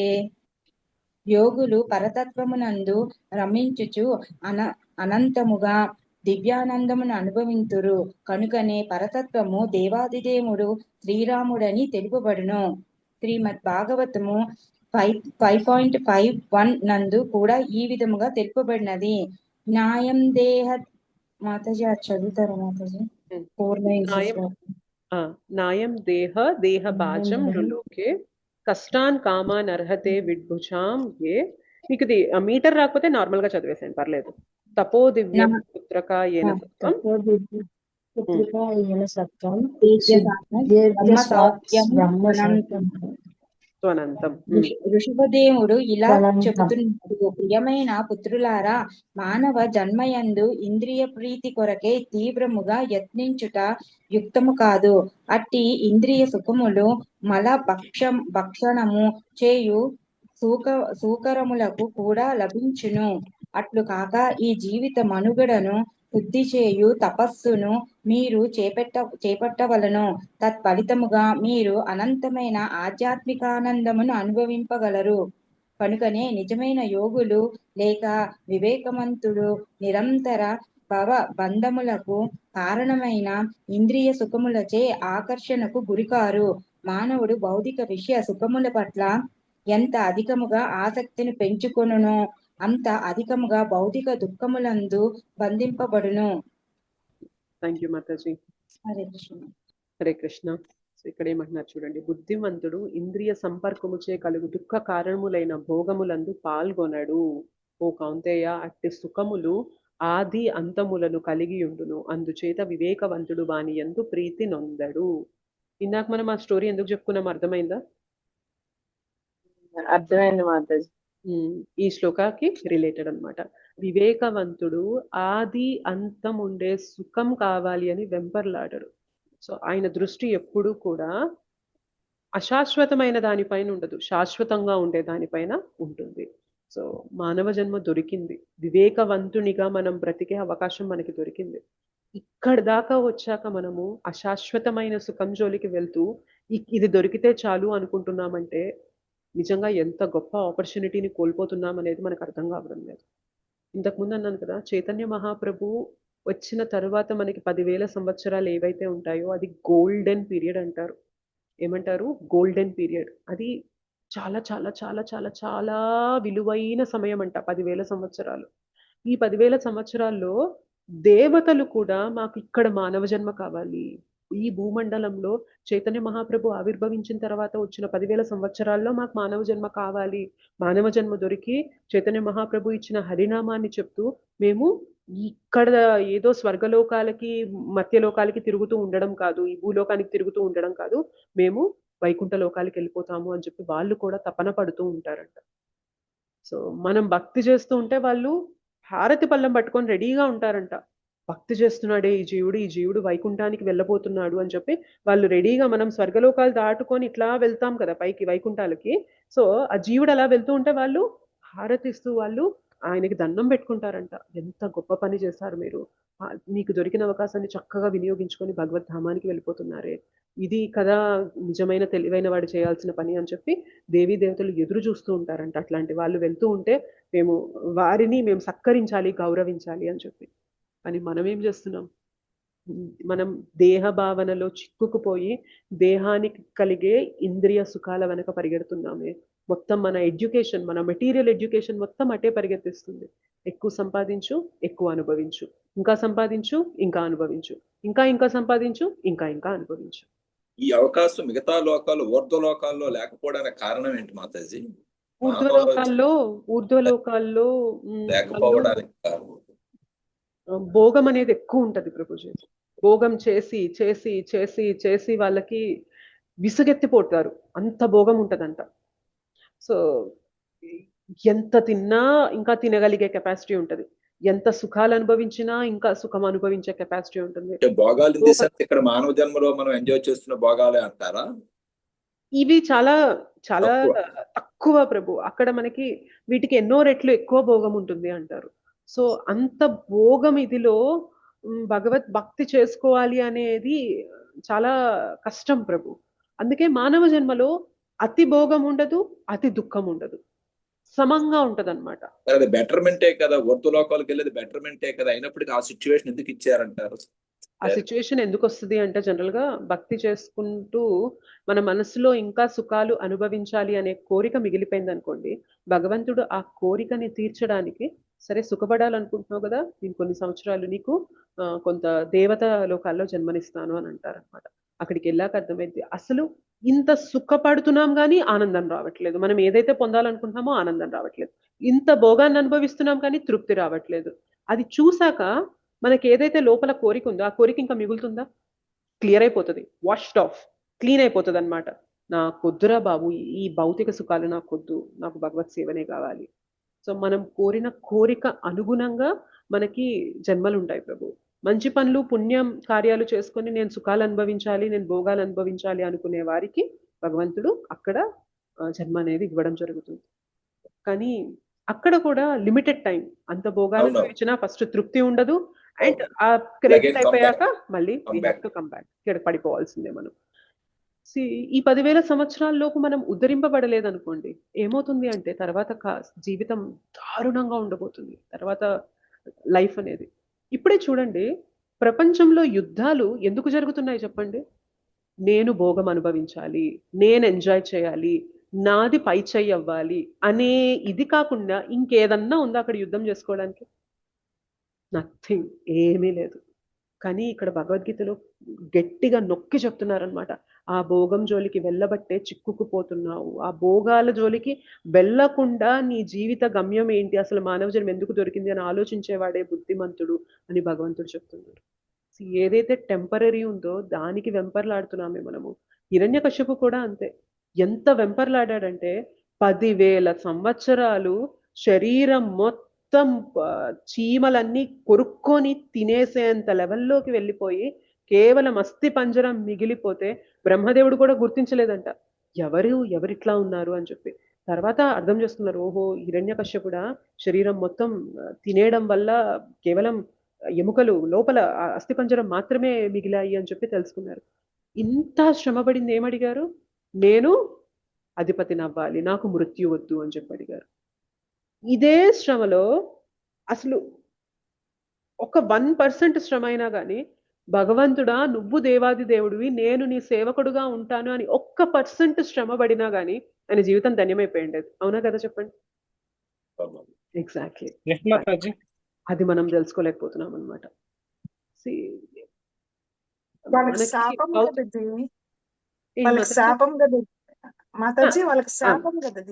అది బేసిక్ గా లీల ప్రకారం చూస్తే జయ విజయులే కావాలని అలా వచ్చారు.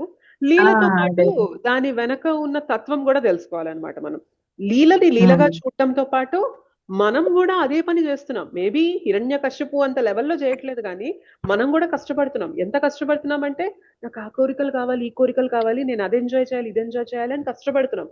కానీ ఆ కష్టం కోరికల వెనక కాకుండా భగవత్ సేవ వైపు కష్టపడితే మనం అంత కష్టపడకుండానే ఈ కష్టాలన్నిటి నుండి బయటపడిపోవచ్చు. సో లెసన్ కూడా తీసుకోవాలన్నమాట. సో మీరు అన్నది కరెక్టే, అది శాపం వల్ల ఇక్కడికి వచ్చారు, కానీ ఆ లీల వెనక మనకి తెలుపుతున్న లెసన్ ఏంటి, ఆ లెసన్ ని కూడా మనం జీవితంలో మనం అన్వయించుకోవాలి. ఓకే, మనం కూడా చాలా కష్టాలు పడుతూ ఉన్నాం, సుఖపడాలి అని చెప్పి చాలా కష్టపడుతూ ఉన్నాం. ఇప్పుడు చూడండి, శాలరీ పెరిగితే ఆనందం వస్తుంది అని చెప్పి చాలా కష్టపడి శాలరీ పెంచుకోవాలని ప్రయత్నం చేస్తూ ఉంటాం. కానీ ఎంత దారుణంగా ఉంటుందంటే శాలరీ పెరిగే కొద్దీ కనీసం ప్రశాంతంగా ఒక 10 నిమిషాలు కూర్చొని అన్నం మన చేతితో కలుపుకొని మన నోట్లో పెట్టుకోవడానికి కూడా సమయం లేనంత బిజీ అయిపోతుందంటే జీవితము, అంత శాలరీ సంపాదించి ఏంటి ప్రయోజనం చెప్పండి? Yes or no? పొద్దు నుండి రాత్రి దాకా రోజులో 18 గంటలు 16-18 గంటలు మనం కష్టపడుతున్నామే. నెలకి నాకు ఓకే 6 లక్షలు 7 లక్షలు 8 లక్షలు, ఇంకా వేరే కంట్రీస్ లో అయితే ఇంకా అది చాలా ఎక్కువ ఉంటుంది.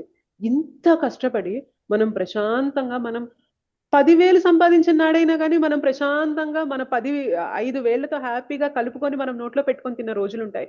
ఇవాళ బ్యాంక్ లో అకౌంట్ లో డబ్బులు పెరిగిపోతూ ఉన్నాయి కానీ కడుపు నిండా అన్నం తినడానికి కూడా సమయం ఉండట్లేదే. మరి ఎందుకు ఇంత సంపాదిస్తున్నామంటే నో ఆన్సర్. ఆన్సర్ ఉండట్లేదు. Especially software work from home now the present situation. Software work from home. Exactly అదే సిచ్యువేషన్. నేను అంటే చాలా మందిని చూసే చెప్తున్నాను అనమాట. ఇది సాలరీస్ మాత్రం బాగా పడుతున్నాయి. అకౌంట్ మనకి నెలాఖరికి వచ్చేసరికి మంచి ఫిగర్స్ కనిపిస్తున్నాయి. కానీ ఏం ప్రయోజనం? ప్రశాంతంగా అన్నం తినడానికి కూడా తృప్తి ఉండట్లేదు. తృప్తిగా తినలేకపోతున్నాం. కంచం దగ్గర కూర్చొని తిందాం అనుకునేసరికి ఫోన్ వచ్చేస్తుంది. ఓకే, మాకు పని ఉంది, ఎప్పుడు లాగిన్ అవుతారు, ఏంటి, అదేంటి, అదేంటి. సో ఆ 10 నిమిషాలు వాళ్ళతో మాట్లాడుతూ ఏం వండాము, ఏం తింటున్నాం అనే స్పృహ కూడా లేకుండా తింటున్నామంటే ఎందుకు ఇట్లాగా? బేసిక్ గా మనం అనుకుంటున్నాం ఏదో ఎంజాయ్ చేయాలి అని చెప్పి కష్టపడుతున్నాం అనుకుంటున్నాం, కానీ బేసిక్ అవసరాలు కూడా మనం ప్రశాంతంగా బ్రతకలేని స్థితిలోకి వెళ్ళిపోతున్నాం అనమాట. అది మాయ ప్రభావం. అర్థమవుతుందా? సో బేసిక్ గా ఆనందం ఎంతో సంపాదిస్తే లేదనమాట. ఆనందం ఓకే, మనం మనుగడ జరగడానికి మనకి కొంత కావాలి, కాదనట్లేదు. మన ఫ్యామిలీని పోషించుకోవాలి, మన శరీరాన్ని పోషించుకోవాలి, మన అవసరాలకి కావాలి, కాదనడం లేదు. కానీ బట్ మనకి జీవితం ఎప్పుడు కూడా పరిగెత్తిస్తూనే ఉంటుంది అనమాట. అక్కడికి వెళ్ళి మినిమం నీడ్స్ తీర్చుకుంటే చాలు. ఇది మినిమం నీడ్స్, అంతేకాని పెరిగే కొద్దీ అంతం ఉండదు కదా. దీనికైతే అంతం అనేది ఉండదు. దానికి అంతం అనేది ఎట్లుంటుందంటే లక్షలు సంపాదించినా there is no satisfaction. Exactly అది అర్థం చేసుకోవట్లేదు మాతాజీ. ఇవాళ జనాలు దాన్ని తెలుసుకోలేకపోతున్నారు. తెలుసుకోలేక ఇంకా ఇంకా ఇంకా ఓ మా అబ్బాయి అంత సంపాదిస్తున్నాడండి, మా అబ్బాయి ఇది చేశాడు, మా అబ్బాయి అంత సంపాదిస్తున్నాడు, మా అమ్మాయి ఇంత చేస్తుంది, మా అమ్మాయి ఇంత సంపాదిస్తుంది. ఏం ప్రయోజనం? ప్రశాంతంగా తినడానికి కూడా సమయం ఉండట్లేదు. ప్రశాంతంగా ఫ్యామిలీతో కూర్చొని 4 మాటలు మాట్లాడడానికి కూడా మనకి సమయం ఉండట్లేదు.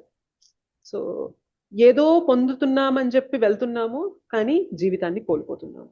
అలా ఉంటుంది ఇక్కడ పరిస్థితి అనేది మాయా ప్రపంచంలో. సో ఇక్కడ ఏం చెప్తున్నారంటే ఈ ఆది అంతం ఉండే ఈ అశాశ్వతమైన ఆనందం అనేది బుద్ధిమంతులు కోరుకోరు. అది ఎప్పుడు కూడా నిత్యమైన ఆనందాన్ని కావాలి అని చెప్పి ప్రయత్నం చేస్తూ ఉండాలి అని చెప్తున్నారు. నెక్స్ట్ శ్లోకం చెప్పండి. నెక్స్ట్ శ్లోకం. ష్యూర్ మాతాజీ. మనకి ఇక్కడ ఇంకొక మాట అన్నారు. ఏమన్నారంటే మానవ జన్మ అనేది తపస్సులకు ఉపయోగించాలి, ఆస్టెరిటీస్ తపస్యలు చెయ్యాలి మానవ జన్మ ద్వారా. ఏకాదశి వ్రతం అనేది ఏదైనా జంతువు చేయగలదా? లేదు, చేయలేరు మాతాజీ. మానవుడు మాత్రమే చేయగలరు. హరినామ జపం అనేది ఇంకెవరైనా చేయగలరా? కేవలం మానవుడు మాత్రమే చేయగలరా? కేవలం మానవుడు చేస్తారు మాతాజీ, ఏ జంతువు చేయలేదు. ఎగ్జాక్ట్లీ. సో ఆస్టెరిటీస్, ఇది హరినామం. పొద్దునే లేచి బ్రహ్మముహూర్తంలో హరే కృష్ణ మహామంత్రం ఒక చోట కూర్చొని అదే మంత్రాన్ని 16 సార్లు, ఓకే మనం 16 కాకపోతే ఎన్నిసార్లు చేస్తే అన్నిసార్లు అలా రిపీట్ చేస్తూ ఉండాలి. అంటే మనసు ఒక నార్మల్ ఒక పట్టాను ఉంటుందా మనస్సు? చెప్పండి.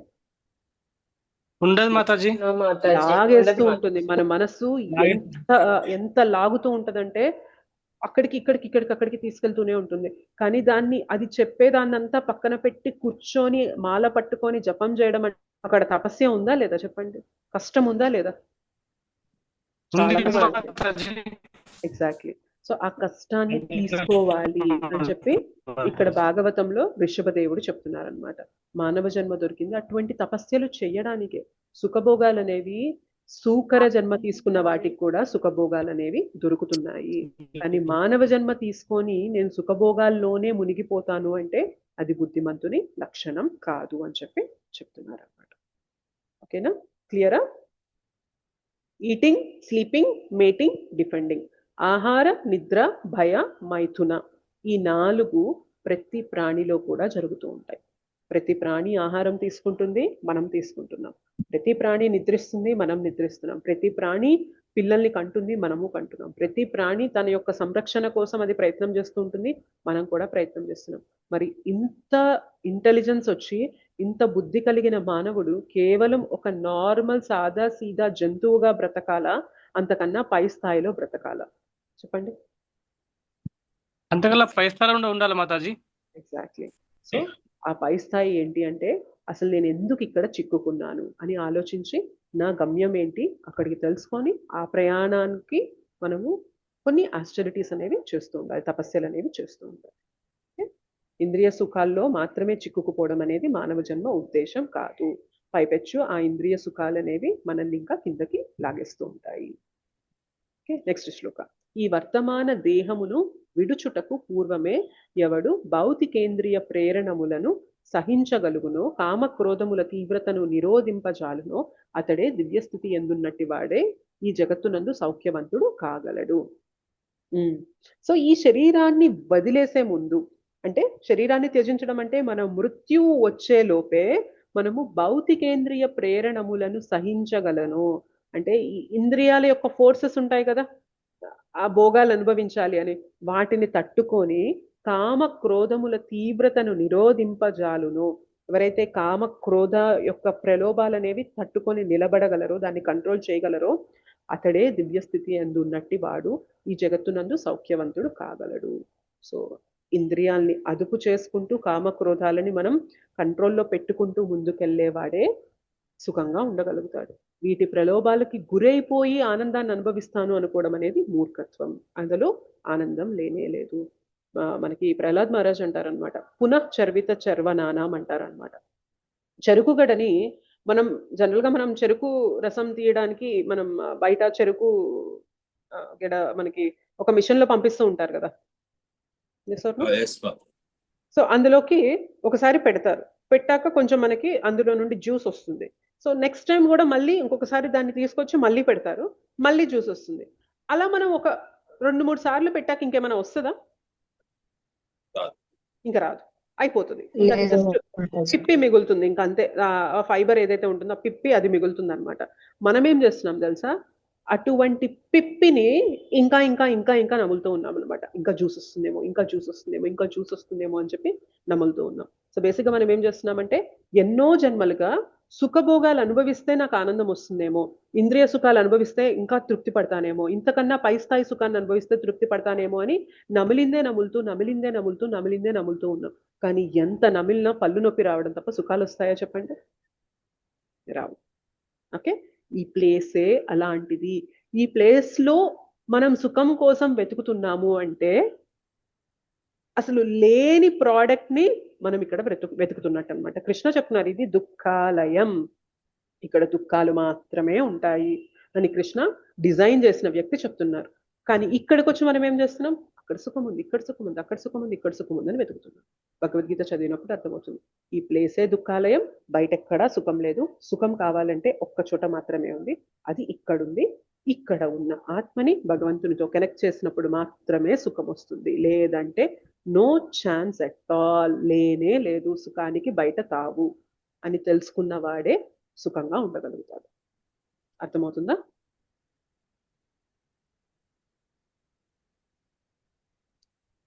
Yes, no?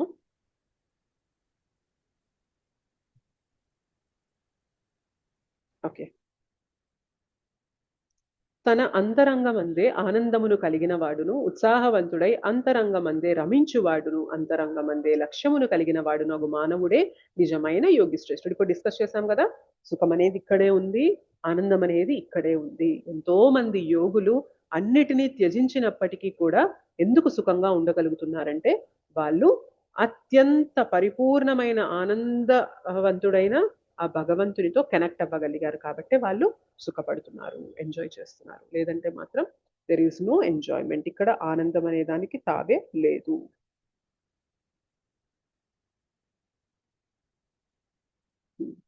అంతరంగమందే మనస్సు సంలగ్నమై సందేహముల నుండి ఉత్పన్నమైనటి ద్వంద్వములకు అతీతమైన వారును, సర్వజీవుల సంక్షేమము కొరకే ఉత్సాహముతో పనిచేయువారును, సర్వ పాపరహితులైన వారును అగు ఋషులే బ్రహ్మ నిర్వాణమును పొందుతురు. సేమ్ కాన్సెప్ట్ అన్నమాట.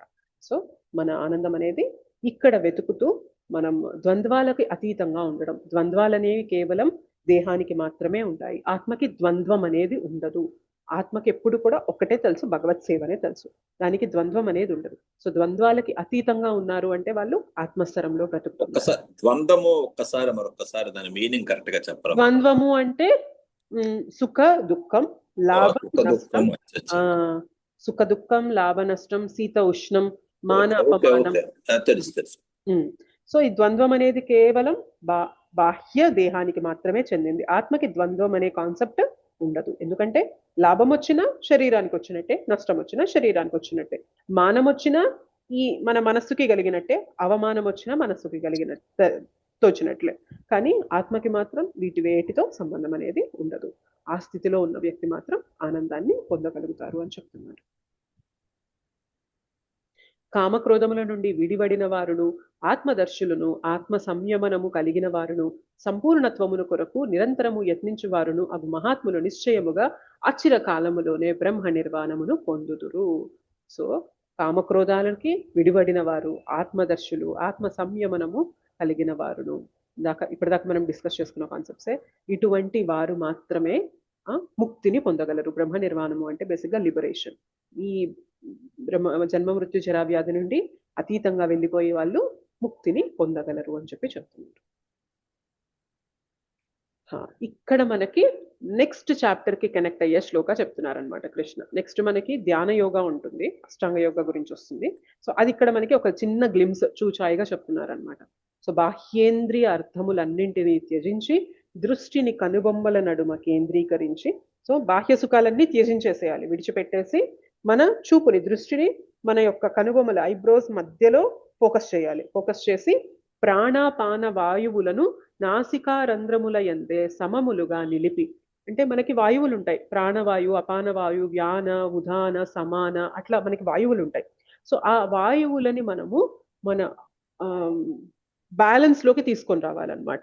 సో నాసికారంధ్రముల యందే సమములుగా నిలిపి, తద్వారా అవి బ్యాలెన్స్ తీసుకొచ్చినప్పుడు, సమంగా తీసుకొచ్చినప్పుడు ఏమవుతుంది అంటే మన మనస్సు, బుద్ధి, ఇంద్రియాలు అనేవి నియంత్రింపబడతాయి. సో ఆ వాయువులు ప్రాణ, అపాన, వ్యాన, ఉదాన, సమాన వాయువులని మనం equi balanced position, stable position లోకి సమతుల్యంగా మనం తీసుకొచ్చినప్పుడు ఏమవుతుంది అంటే మన మనస్సు, బుద్ధి, ఇంద్రియాలు అనేవి నియంత్రణలోకి వస్తాయి. సో మోక్షమును వాంఛించు ముని కోరిక, భయము, క్రోధము నుండి విముక్తుడగును. సదా అట్టు స్థితిలో నిలిచి ఉండువాడు నిశ్చయముగా ముక్తిని పొందగలడు.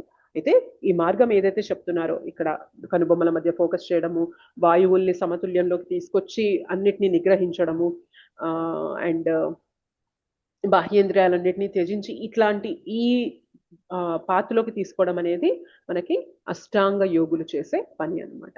సో అటువంటి మార్గంలో నువ్వు ప్రయత్నం చేసినా కూడా ముక్తిని పొందగలవు అని చెప్తూ మనకి దీని కనెక్షన్ అనేది నెక్స్ట్ చాప్టర్, 6th చాప్టర్ ధ్యాన యోగాలో ఇంకా ఫుల్ డీటెయిల్స్ ఇవ్వడం జరుగుతుంది అనమాట. అయితే ఈ చాప్టర్ అనేది మనకి భగవంతుడు భక్తి యోగాకి సంబంధించిన శ్లోకంతో ఎండ్ చేస్తారు. ఏం చేస్తారో చూద్దాం. ఇక్కడ ఇది మనకి ఇంపార్టెంట్ శ్లోకం. సో ఈ శ్లోక చదువుదాము. భోక్తారం యజ్ఞ తపసాం సర్వలోకమహేశ్వరం సుహృదం సర్వభూతానాం జ్ఞాత్వా మాం శాంతిమృచ్చతి.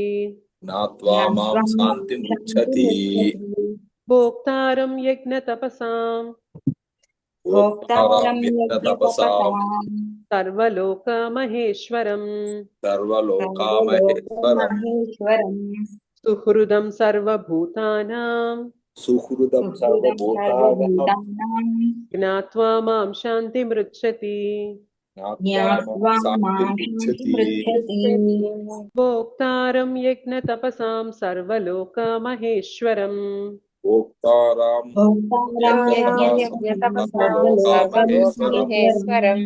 సుహృదం సర్వభూతానాం జ్ఞాత్వా మాం శాంతిమృచ్చతి.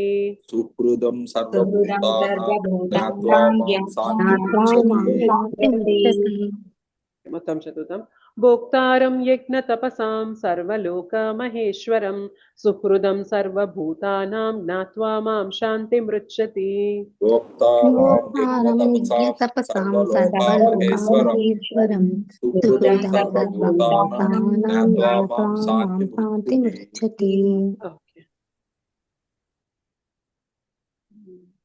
కళ్యాణి మాతాజీ శ్లోక చదువుతారా? హరే కృష్ణ మాతాజీ. దండోత్ప్రణామం. భోక్తారాం యజ్ఞ తపసాం సర్వలోకమహేశ్వరం సుహృదం సర్వభూతానాం జ్ఞాత్వా మాం శాంతిమృచ్చతి. థ్యాంక్ యూ మాతాజీ. దీపికా మాతాజీ అనువాదం చదువుతారా? హరే కృష్ణ మాతాజీ. హరే కృష్ణ మాతాజీ. అనువాదం. నా సంపూర్ణ చైతన్యం నందున వాడు నన్ను సర్వయజ్ఞములకు నియమములకు చరమభోక్తగాను సర్వలోకములకు మరియు దేవతలకు పరమేశ్వరునిగాను సకల జీవులకు లాభం గూర్చివానిగాను మరియు శ్రేయోభిలాషిగాను తెలుసుకొని భౌతిక దుఃఖముల నుండి విడవడి పరమశాంతిని పొందును. థ్యాంక్ యూ మాతాజీ. గౌరీ శంకర్ ప్రభుజీ భాష్యం చదువుతారా? హరే కృష్ణ మాతాజీ, ధన్యవాదాలు. హరే కృష్ణ. అనువాదం మాతాజీ. భాష్యం ప్రభుజీ. ఓకే. మాయాశక్తి బంధములోనున్న బద్ధజీవులు భౌతిక జగత్తునందు శాంతిని పొందుటకై ఆరాటపడుచుందరు. కానీ భగవద్గీత యందలి ఈ భాగమున వివరించబడిన ఈ శాంతి సూత్రమును మాత్రము వారెరుగరు. అట్టి అత్యున్నతమైన శాంతి సూత్రము ఇక్కడ ఈ విధముగా వివరించబడినది. సమస్త మానవ కర్మలకు శ్రీకృష్ణ భగవానుడే దివ్య భోక్త. అతడే సర్వలోకములకు మరియు అక్కడి దేవతలకు ప్రభువగుటచే అతని దివ్య సేవకై జనులు సర్వమును అర్పింపవలెను. అతని కంటెను మహత్తరుడు మరొక్కడు లేడు. దేవతలలో శ్రేష్ఠులైన బ్రహ్మరుద్రాదుల వంటి దేవతల కంటెను అతడు శ్రేష్ఠుడు. కనుకనే భగవానుడు తమీశ్వరాణం పరమం మహేశ్వరం అని వేదములందు శ్వేతాశ్వర ఉపనిషత్తు 6.7 వర్ణింపబడెను. మాయామోహితులైన జీవులు తాము చూచు దానికంతటికిని ఈశ్వరులు కావాలనని యత్నించుచున్నారు. కానీ వాస్తవమునకు వారు దేవాది దేవుని యొక్క మాయాశక్తి అధీనము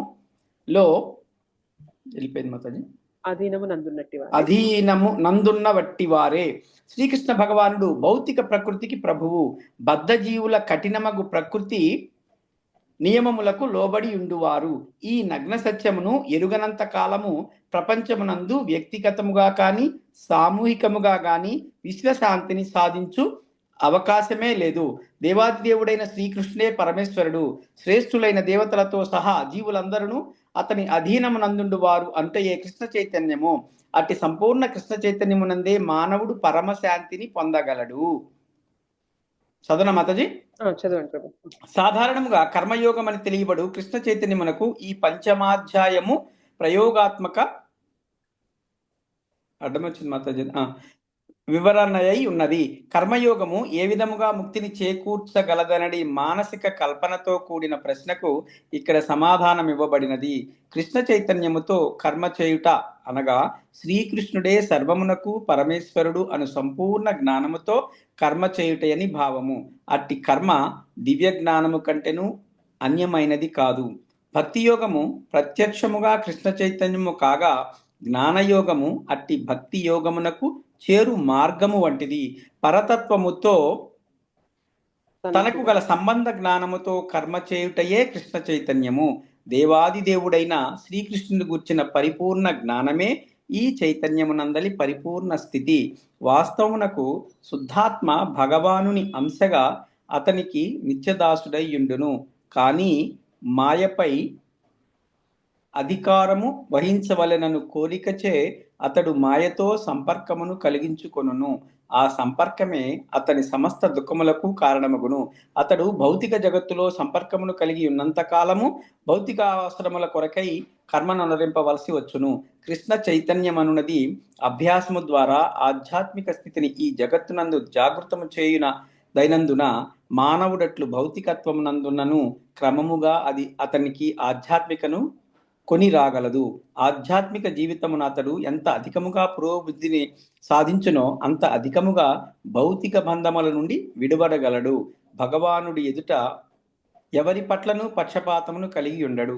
కనుక మానవుని ఆధ్యాత్మిక పురోభివృద్ధి కృష్ణ చైతన్యనందు అతని విద్యుత్ ధర్మ నిర్వహణ పైననే ఆధారపడి ఉండును. అట్టి కృష్ణ చైతన్య సహిత కర్మ అన్ని విధముల ఇంద్రియములను నిగ్రహించుటయందును మరియు కామక్రోధముల వేగమును జయించుటయందును తోడ్పడును. ఈ విధముగా ఇంద్రియముల పలు వేగములను నియంత్రించి కృష్ణ చైతన్యమునందు స్థిరముగా నెలకొనిన వాడు నిజముగా బ్రహ్మ నిర్వాణము లేక ఆధ్యాత్మిక స్థితి యందు నెలకొనిన వాడగును. యోగము యొక్క పరమ ప్రయోజనము నిర్వహింపబడుచున్నందున కృష్ణ చైతన్యమందు అష్టాంగ యోగము అప్రయత్నముగా నిర్వహింపబడినట్లే యగును. యమ నియమ ఆసన ప్రాణాయామ ప్రత్యాహారము ధారణ ధ్యాన సమాధి అను 8 అంగములు గల యోగాభ్యాసము మానవుని క్రమముగా ఉద్ధరించును.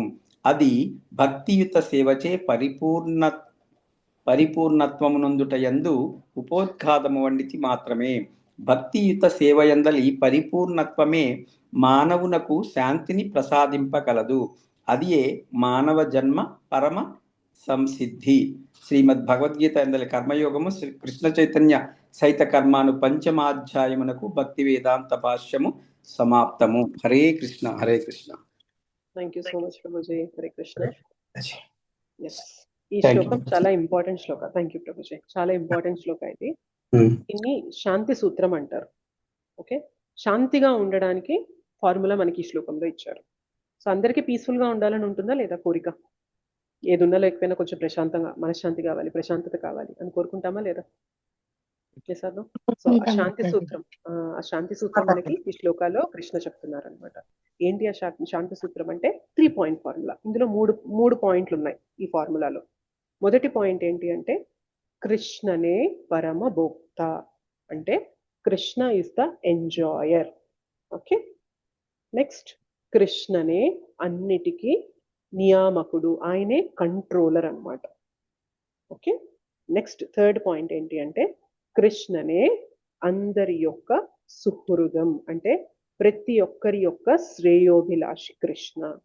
ఈ 3 విషయాలు తెలుసుకున్న వ్యక్తి శాంతిగా ఉంటారు. ఈ 3 విషయాలు ఎవరికైతే తెలుస్తాయో వారికి మొత్తం జ్ఞానం ఉన్నట్లే అని అంటారనమాట శ్రీల ప్రభుపాదుల వారు. ఈ 3 విషయాలు తెలుసుకోలేకే మనం చిక్కుల్లో పడిపోతున్నాం, కష్టాల్లో పడిపోతున్నాం. ఎందుకు అంటే కృష్ణనే ఎంజాయర్ అని తెలుసుకున్నాం అనుకోండి, మనకు అర్థమవుతుంది, ఓకే ఇంతకాలం నేను ఏం బ్రతికానంటే నేను ఎంజాయర్నేమో, నేను ఎంజాయ్ చేయాలేమో, ఎంజాయ్ చేస్తేనే నాకు ఆనందం వస్తుందేమో, సో నేనే ఎంజాయర్ అని చెప్పి బ్రతికాం. కానీ ఈ సూత్రంలో ఏం చెప్తున్నారు? నువ్వు ఎంజాయర్ అనుకుంటే శాంతి వస్తుంది అంటున్నారా, కృష్ణ ఎంజాయర్ అనుకుంటే శాంతి వస్తుంది అంటున్నారా? చెప్పండి. ఎగ్జాక్ట్లీ, కృష్ణ ఆ పరమ యజమాని, అన్నిటికీ కూడా ఆయనే భోక్త అని తెలుసుకున్నవాడు శాంతిగా ఉంటారు. కానీ మనం ఎలా బ్రతుకుతున్నాం? భగవద్గీత జ్ఞానం లేకపోతే నేనే భోక్త అని బ్రతుకుతున్నాం కాబట్టి మన జీవితంలో అశాంతి ఉన్నది. ఎస్, డిఫరెన్స్ అర్థమవుతుందా? కృష్ణ భోక్త అనుకున్న నాడు శాంతి వస్తుంది. కానీ ఆ విషయం పక్కన పెట్టేసి నేనే భోక్తని, నేనే అనుభవించాలి, నేనే ఎంజాయ్ చేయాలి అనుకున్న నాడు మనకి అశాంతినే మిగులుతుంది, దుఃఖమే మిగులుతుంది. దీనికి ఎగ్జాంపుల్ ఏంటి అంటే ఇంత శరీరంలో కూడా ఎంజాయ్ చేసేది ఏంటి చెప్పండి? ఫుడ్ని. మన స్టమక్ కాదా, మన కడుపా కాదా? సో నా కడుపే నా ఫుడ్ని ఎంజాయ్ చేస్తుంది అని తెలిసిన నాడు మనం ప్రశాంతంగా ఉంటాం. ఏది తీసుకున్న ఆహారం తీసుకుంటాము, కడుపు అది మన జీర్ణ వ్యవస్థ దాన్ని అరిగిస్తుంది, అరిగించి మన శరీరం మొత్తానికి కూడా పోషణనిస్తుంది. సో కడుపుకి మనం అన్నం పెట్టడం ద్వారా, భోజనం పెట్టడం ద్వారా మనం శరీరం మొత్తం కూడా ఆనందంగా ఉంటుంది. సో భోక్త మన కడుపు అని తెలుసుకున్న నాడు శరీరం మొత్తం కూడా పోషణ చెందుతుంది. ఒకవేళ ఈ విషయం తెలుసుకోలేదు, మనకి తెలియదు, మనం ఏం చేసామంటే మన చేతిలో లడ్డు పెట్టినప్పుడు చేతిలో ఇలా లడ్డు పెట్టుకొని చూస్తూ ఉన్నాం. ఓకే నా చెయ్యి ఎంజాయ్ చేస్తుంది ఇప్పుడు అని చెప్పి చేతిలో లడ్డు పెట్టుకొని చూస్తే మనకేమన్నా ఆనందం వస్తుందా? కృష్ణ ఎంజాయర్ ఎలా చెప్తున్నారు? కడుపు మన స్టమక్ కదా వస్తుంది, కృష్ణ ఎంజాయర్. చెప్తా. సో నా లడ్డుని నేను చేతిలోకి తీసుకొని నోట్లో పెట్టుకొని పళ్ళ ద్వారా నమిలి మనం మింగేసి కడుపులోకి వెళ్ళాక అది నాకు శక్తి రూపంలో వచ్చి నా శరీరం మొత్తం పోషణ జరుగుతుంది. అది తెలుసుకున్నప్పుడు శాంతిగా ఉంటాం. లేదు చేతిలోనే లడ్డు పెట్టుకొని ఉన్నాను అనుకో, నా చెయ్యి ఎంజాయ్ చేయాలి, నా చెయ్యి ఎంజాయ్ చేయాలి అని పెట్టుకొని ఉంటే మనకు ఆనందం వస్తుందా, చెయ్యి నొప్పి వస్తుందా? చెయ్యి నొప్పి వస్తుంది. సో అటు ఆ లడ్డుని రుచి చూడలేము, దాని వల్ల పోషణ మనకి కలగదు, శక్తి రాదు, దానితో మనకి చెయ్యి నొప్పి కూడా వస్తుంది అనమాట. సో ఈ ఎగ్జాంపుల్ ఎలా మనం అన్వయించుకోవాలి ఈ శ్లోకాకి అంటే కృష్ణనే భోక్త అని తెలుసుకున్న నాడు మనం భోక్త ఎప్పుడు అవ్వగలుగుతామంటే కృష్ణ యొక్క ఎంజాయ్మెంట్ లో మనం భాగమైనప్పుడే మనకి ఆనందం కలుగుతుంది. ఈ చెయ్యి ఈ కడుపుకి ఆహారాన్ని ఇస్తున్నప్పుడే ఈ చెయ్యి కూడా ఆనందంగా ఉంటుంది. కానీ చెయ్యి కడుపుకి ఆహారాన్ని ఇవ్వకుండా చెయ్యి మాత్రమే పట్టుకుంటే చెయ్యి నొప్పి వస్తుంది తప్ప ఆనందం రాదు. సో ఈ విషయం మనకి ఎలా అయితే అర్థమైందో, కృష్ణనే భోక్త అని తెలుసుకున్న నాడు మనకు అర్థమవుతుంది అనమాట. నేను భగవంతుణ్ణి పక్కన పెట్టి ఎంజాయ్ చేయాలి అనుకున్నంత కాలం నాకు ఎంజాయ్మెంట్ రాదు కదా, ఇంకా దుఃఖమే వస్తుంది. అదే భగవంతుణ్ణి తీసుకొచ్చి భగవంతుని సేవ చేయాలి అని ప్రయత్నం చేసినప్పుడు ఆటోమేటిక్ గా నేను కూడా ఎంజాయ్ చేసేస్తాను, నాకు కూడా సంతృప్తి కలుగుతుంది అనే విషయం అనేది రిలేట్ చేసుకోవచ్చు మనం. అర్థమైందా? సో ఆహారం అనేది కడుపుకి వెళ్తేనే శరీరం పోషణ జరిగినట్టు, కృష్ణ భోక్త అని తెలుసుకొని మనం కృష్ణని ప్రసన్నం చేయాలి అనే కార్యాలు చేసినప్పుడు మాత్రమే మనం ఆనందంగా ఉంటాం. కానీ మనం ఏం చేస్తున్నాము, చేతిలో లడ్డు పెట్టుకొని కూర్చున్నట్లు ఉంటున్నాం. అంటే కృష్ణాని పక్కన పెట్టేసి నేను మాత్రమే ఎంజాయ్ చేయాలి అని ప్రయత్నం చేస్తున్నాం కాబట్టి మనకి అశాంతి అనేది వస్తుంది. సేమ్ దీనికి ఎగ్జాంపుల్ ఇప్పటిదాకా మనం డిస్కస్ చేసుకున్న శ్లోకాసే. కృష్ణని పక్కన పెట్టి మనం ఎంజాయ్ చేయడం అంటే ఏంటి? ఇంద్రియ భోగాలు అనుభవించడం. ఇంద్రియ భోగాలు అనుభవించడం అనేది పునఃచర్విత శర్వనానం. నమిలిందే నమిలి పిప్పిని నములుతూ ఉన్నాం కాబట్టి మనకి ఆనందం కూడా రావట్లేదు, ఇంకా బాధలు పడుతున్నాం. ఆ ఆనందం కోసం చిన్న చిన్న సుఖాలు, చిన్న సౌఖ్యాల్ని కూడా వదిలేసుకుంటున్నాం. ఇందాక శాలరీ ఎగ్జాంపుల్, ఫుడ్ ఎగ్జాంపుల్ తీసుకున్నాం కదా, అంత సంపాదిస్తున్నాం కానీ కడుపుకి అన్నం తినలేకపోతున్నాం. సో మనం ప్రయత్నించే ఆనందాలు అట్లా ఉంటాయి అన్నమాట, ఇంకా దుఃఖాలనే కొని తీసుకొస్తూ ఉంటాయి. అని భగవంతుని సెంటర్లో పెట్టినప్పుడు ఏమవుతుంది అంటే, బయటికి ఏం లేనట్టు కనిపించినా కూడా ఆత్మకి సంతృప్తి అనేది కలుగుతుంది. సో కృష్ణ ఎంజాయర్ అనుకున్నప్పుడు కృష్ణ సేవ చేస్తూ మనం కూడా ఎంజాయ్ చేయగలుగుతాము, ఆటోమేటిక్ గా ప్రశాంతంగా ఉంటాం. నెక్స్ట్ ఏంటి అంటే కృష్ణ కంట్రోలర్ అని తెలుసుకోవడం, కృష్ణ పరమ నియామకుడు అని తెలుసుకోవడం. చాలా సార్లు మన రిలేషన్స్ లో కానీ మన డీలింగ్స్ లో కానీ ప్రాబ్లమ్స్ ఎప్పుడు వస్తాయి అంటే, నేను అనుకున్నట్లే జరగాలి, నా మాటే నెగ్గాలి అని ప్రతి ఒక్కరం అనుకుంటాం కాబట్టే మన రిలేషన్స్ లో ప్రాబ్లమ్స్ అనేవి వస్తూ ఉంటాయి. అవునా కదా చెప్పండి? Yes or no? కానీ కృష్ణ కంట్రోలర్ అనుకున్నప్పుడు నేను అనుకున్నది ఎందుకు జరగాలనుకుంటున్నాను? ఓకే, కృష్ణ వేరేలాగా జరిగించాలనుకుంటున్నారేమో, నేను ఏదైతే చేయగలనో అది చేస్తాను, కానీ మొత్తం నా కంట్రోల్లోనే ఉండాలి అని పెట్టుకుంటేనే కదా ఇంత ప్రాబ్లమ్స్ అనేవి తీసుకొస్తున్నాను. So let me leave control on everything. మొత్తం నా చేతుల్లో ఉండాలి అనే కోరికని పక్కన పెట్టి నేను ఏదైతే చేయగలనో అంతవరకు చేస్తాను, మిగిలిన కంట్రోల్ కృష్ణ చూసుకుంటారు అని మనం వదిలేస్తే. కర్మయోగము భక్తి యోగము డిఫరెన్స్ వస్తుంది మాతాజీ. అలాగా అంటే కర్మబంధంలో చిక్కుకొని ఉంటాం అక్కడ, నా కోరికలు అనుకున్నమే జరగాలి చెయ్యాలి అన్నప్పుడు. ఇదైతే భక్తి యోగం ద్వారా అయితే కృష్ణుడే ఎంజాయర్ అనుకుంటే మనం ఇది భక్తి యోగ శ్లోకానే, భక్తి యోగంలోకి వస్తుంది మాతాజీ. ఈ శ్లోక కంప్లీట్ గా భక్తి యోగ శ్లోకానే అన్నమాట. ఈ శ్లోక అంతా కూడా కృష్ణ గురించే చెప్తుంది, ఇదంతా భక్తి యోగంకి సంబంధించిన శ్లోకానే అన్నమాట. సో ఈ శ్లోకంలో మనం కృష్ణనే కంట్రోలర్ అని తెలుసుకున్నప్పుడు నా దగ్గర కొంచెం కంట్రోల్ ఉంది. ఎందుకు మన చేతిలో కంట్రోల్ ఉంది తెలుసా? మనం కృష్ణుని అంశలం కాబట్టి మన చేతిలో ఆ ఫ్రీ విల్, స్వేచ్ఛాశక్తిని భగవంతుడు ఇచ్చారు కాబట్టి ఆ స్వేచ్ఛాశక్తితో కొంచెం కంట్రోల్ చేయగలుగుతున్నాం. కానీ నేను అమెరికా ఎలా వర్క్ చేయాలి అనేది నేను కంట్రోల్ చేయగలనా చెప్పండి? చేయలేను. సో బేసిక్ గా మన కంట్రోల్ అనేది చాలా లిమిటెడ్ గా ఉంటుంది. సో అది అర్థం చేసుకున్న నాడు ప్రశాంతంగా ఉండగలుగుతాము. రిలేషన్స్ లో కూడా అంతే. ఎందుకు అందరినీ కంట్రోల్ చేయాలి, అందరూ నాకు నచ్చినట్టే బ్రతకాలి అని చెప్పి నా కంట్రోల్లో పెట్టుకోవాలని ఎందుకు ప్రయత్నం చేస్తూ ఉన్నాను అని పక్కన పెట్టేసి అందరం కూడా కృష్ణని దేవాతి దేవుడు, కృష్ణకి నచ్చినట్లుగా మనం బ్రతుకుదామని కృష్ణకి కంట్రోల్ ఇచ్చినప్పుడు ప్రశాంతత అనేది వచ్చేస్తుంది ఒక ఫ్యామిలీలో. థర్డ్ పాయింట్ ఏంటి అంటే కృష్ణ ప్రతి ఒక్కరి యొక్క శ్రేయోభిలాషి. అయితే కృష్ణ అన్ని ఎంజాయర్ ఆయనే, అన్నిటికీ కూడా భోక్త ఆయనే అని తెలుసుకున్నాం, అన్నిటికీ కంట్రోలర్ ఆయనే అని తెలుసుకున్నాం. అయితే ఈ మూడో పాయింట్ ఏం చేస్తుంది తెలుసా? ఒక వ్యక్తికి పవర్ ఉంది, ఒక వ్యక్తికి ఎంజాయ్ చేసే కెపాసిటీ ఉంది, కానీ ఆ వ్యక్తి మనకి ఫ్రెండ్ అయిపోయాడు అనుకోండి, మనం హ్యాపీగా ఉండొచ్చా లేదా? ఒక వ్యక్తి దేన్నైనా శాసించగలడు, ఏదైనా ఆయన అదుపులో ఉంది, అండ్ ఆ వ్యక్తి మనకి చాలా ప్రియమైన ఫ్రెండ్ అనుకోండి, మనకి ఇంకా అసలు ఏదైనా భయం ఉంటుందా? ఉండదు మాతాజీ. ఇప్పుడు ఫర్ ఎగ్జాంపుల్ ఈ దేశం యొక్క ప్రధానమంత్రి మనకి చాలా బాగా క్లోజ్ అనుకోండి, మనకి ఏమైనా భయం అనిపిస్తుందా? జనరల్ గా అనిపించదు మాతాజీ. నాకేంటి, నాకు పిఎం తెలుసు, ఇండియా పిఎం తెలుసు, నాకేంటి, ఎవరనుకుంటున్నావు నువ్వు, నేను ఒక్కసారి ఆయనకి ఫోన్ కలిపానంటే మొత్తం మారిపోవాల్సిందే అని చెప్పి మనం ఎంత ధైర్యంగా ఉంటాం. అలాంటిది కృష్ణ దేవాది దేవుడు మనందరి యొక్క శ్రేయోభిలాషి. సో మనందరి జీవితం బాగుపడాలి అని చెప్పి కృష్ణ తపన పడుతూ ఉంటారనమాట. మనందరి యొక్క బెస్ట్ ఫ్రెండ్ కృష్ణ. సో అటువంటి కృష్ణకి ఫుల్ కంట్రోల్ ఉన్నప్పుడు మనం భయపడాలా, హ్యాపీగా ఉండాలా? హ్యాపీగా ఉండాలి మాతాజీ. చాలా హ్యాపీగా ఉండాలి కదా. మరి అప్పుడు ప్రశాంతంగా ఉంటామా? ఏదన్నా చీకు చింతకి ఛాన్స్ ఉంటుందా? ప్రశాంతంగా ఉంటాం మాతాజీ. ప్రశాంతంగా ఉంటాం. ఈ 3 విషయాలు తెలుసుకున్నప్పుడు ఆటోమేటిక్ గా ప్రశాంతత వస్తుంది అనమాట. ఒకవేళ మన జీవితంలో ఏదన్నా మనకి అనుకూలంగా జరగకపోయినా కూడా కృష్ణకి తెలుసు కదా, కృష్ణ చూసుకుంటున్నారు కదా, కృష్ణ నా ఫ్రెండ్ కదా, కృష్ణకి అన్ని కృష్ణ కంట్రోల్లో ఉన్నాయి. కృష్ణ మార్చాలనుకుంటే మార్చేస్తారు కదా. కానీ కృష్ణ ఇది మార్చకుండా ఎందుకు ఉంచారు?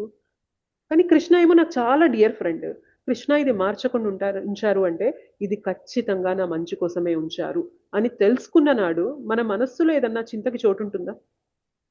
ఉండదు మాతాజీ. ఎగ్జాక్ట్లీ, అది ఈ 3 పాయింట్ ఫార్ములా అన్నమాట. కృష్ణ ఏదైనా చేయగలరు, ఏదైనా కంట్రోల్ చేయగలరు. కానీ మన జీవితంలో ఏదన్నా కష్టం పెట్టినప్పుడు అర్థం చేసుకోగలగాలి. ఏంటి అంటే, నాకు ఈ కష్టాన్ని ఇచ్చింది కృష్ణ నా మంచి కోసమే.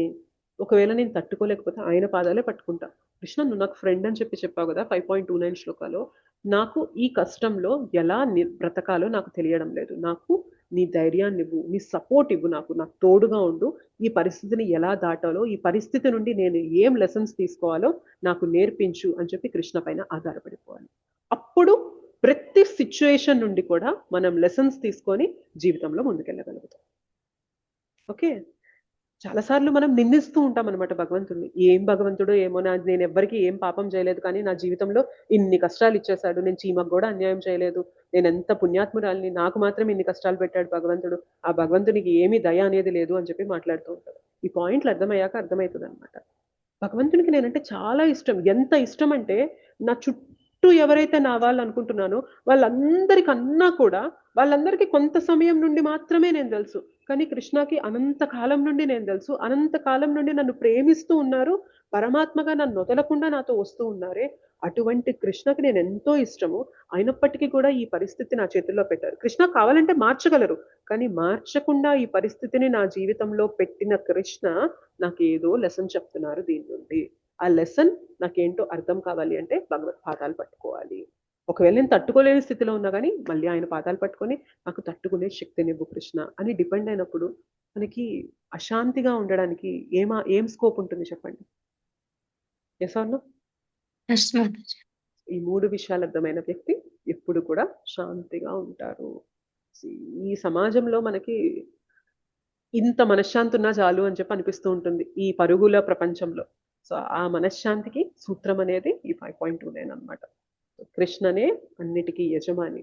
నేను ఆనందపడాలి అంటే కృష్ణ యొక్క ఆనందంలో భాగమైతే నేను ఆనందం పొందుతాను. కృష్ణ కంట్రోలర్, కృష్ణ ఏదైనా మార్చగలరు.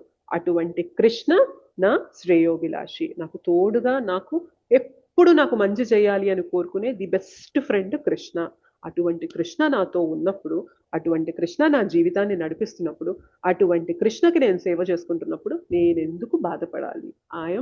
I should be very very peaceful. నేను ప్రశాంతంగా ఉండాలి అని తెలుసుకోగలగాలన్నమాట. అది శాంతి సూత్రం. ఓకేనా? సో ఇది మన 5th chapter, action in Krishna consciousness. Krishna చైతన్యంతో కూడిన కర్మ అనేది ఎలా చేయాలి అని చెప్పి ఈ చాప్టర్లో మనం డిస్కస్ చేసాము.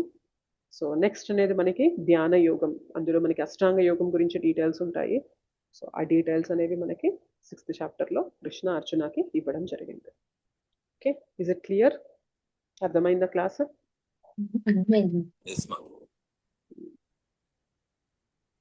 ఏమైనా క్వశ్చన్స్ ఉన్నాయా?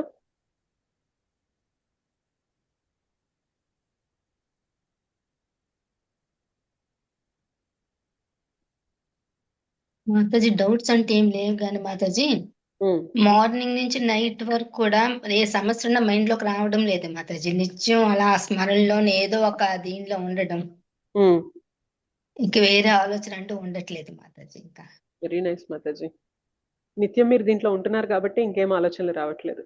రావడం లేదు మాతాజీ. ఏదో రికార్డింగ్ క్లాస్ వినడము, ఇంకా భగవద్గీత భాగవతాలు మళ్ళీ అవి కూడా క్లాసులు వినడము, మరి ఇంకా వేరే ఆలోచన అంటూ ఇంక ఉండట్లేదు మాతాజీ.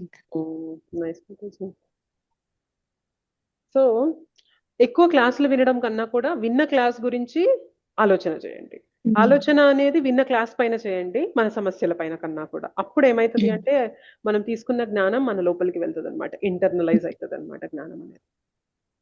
ఓకేనా? Okay Mataji. Hare Krishna. Hare Krishna. Thank you so much Mataji. ఇంకెవరికైనా ఏమైనా క్వశ్చన్స్ ఉన్నాయా?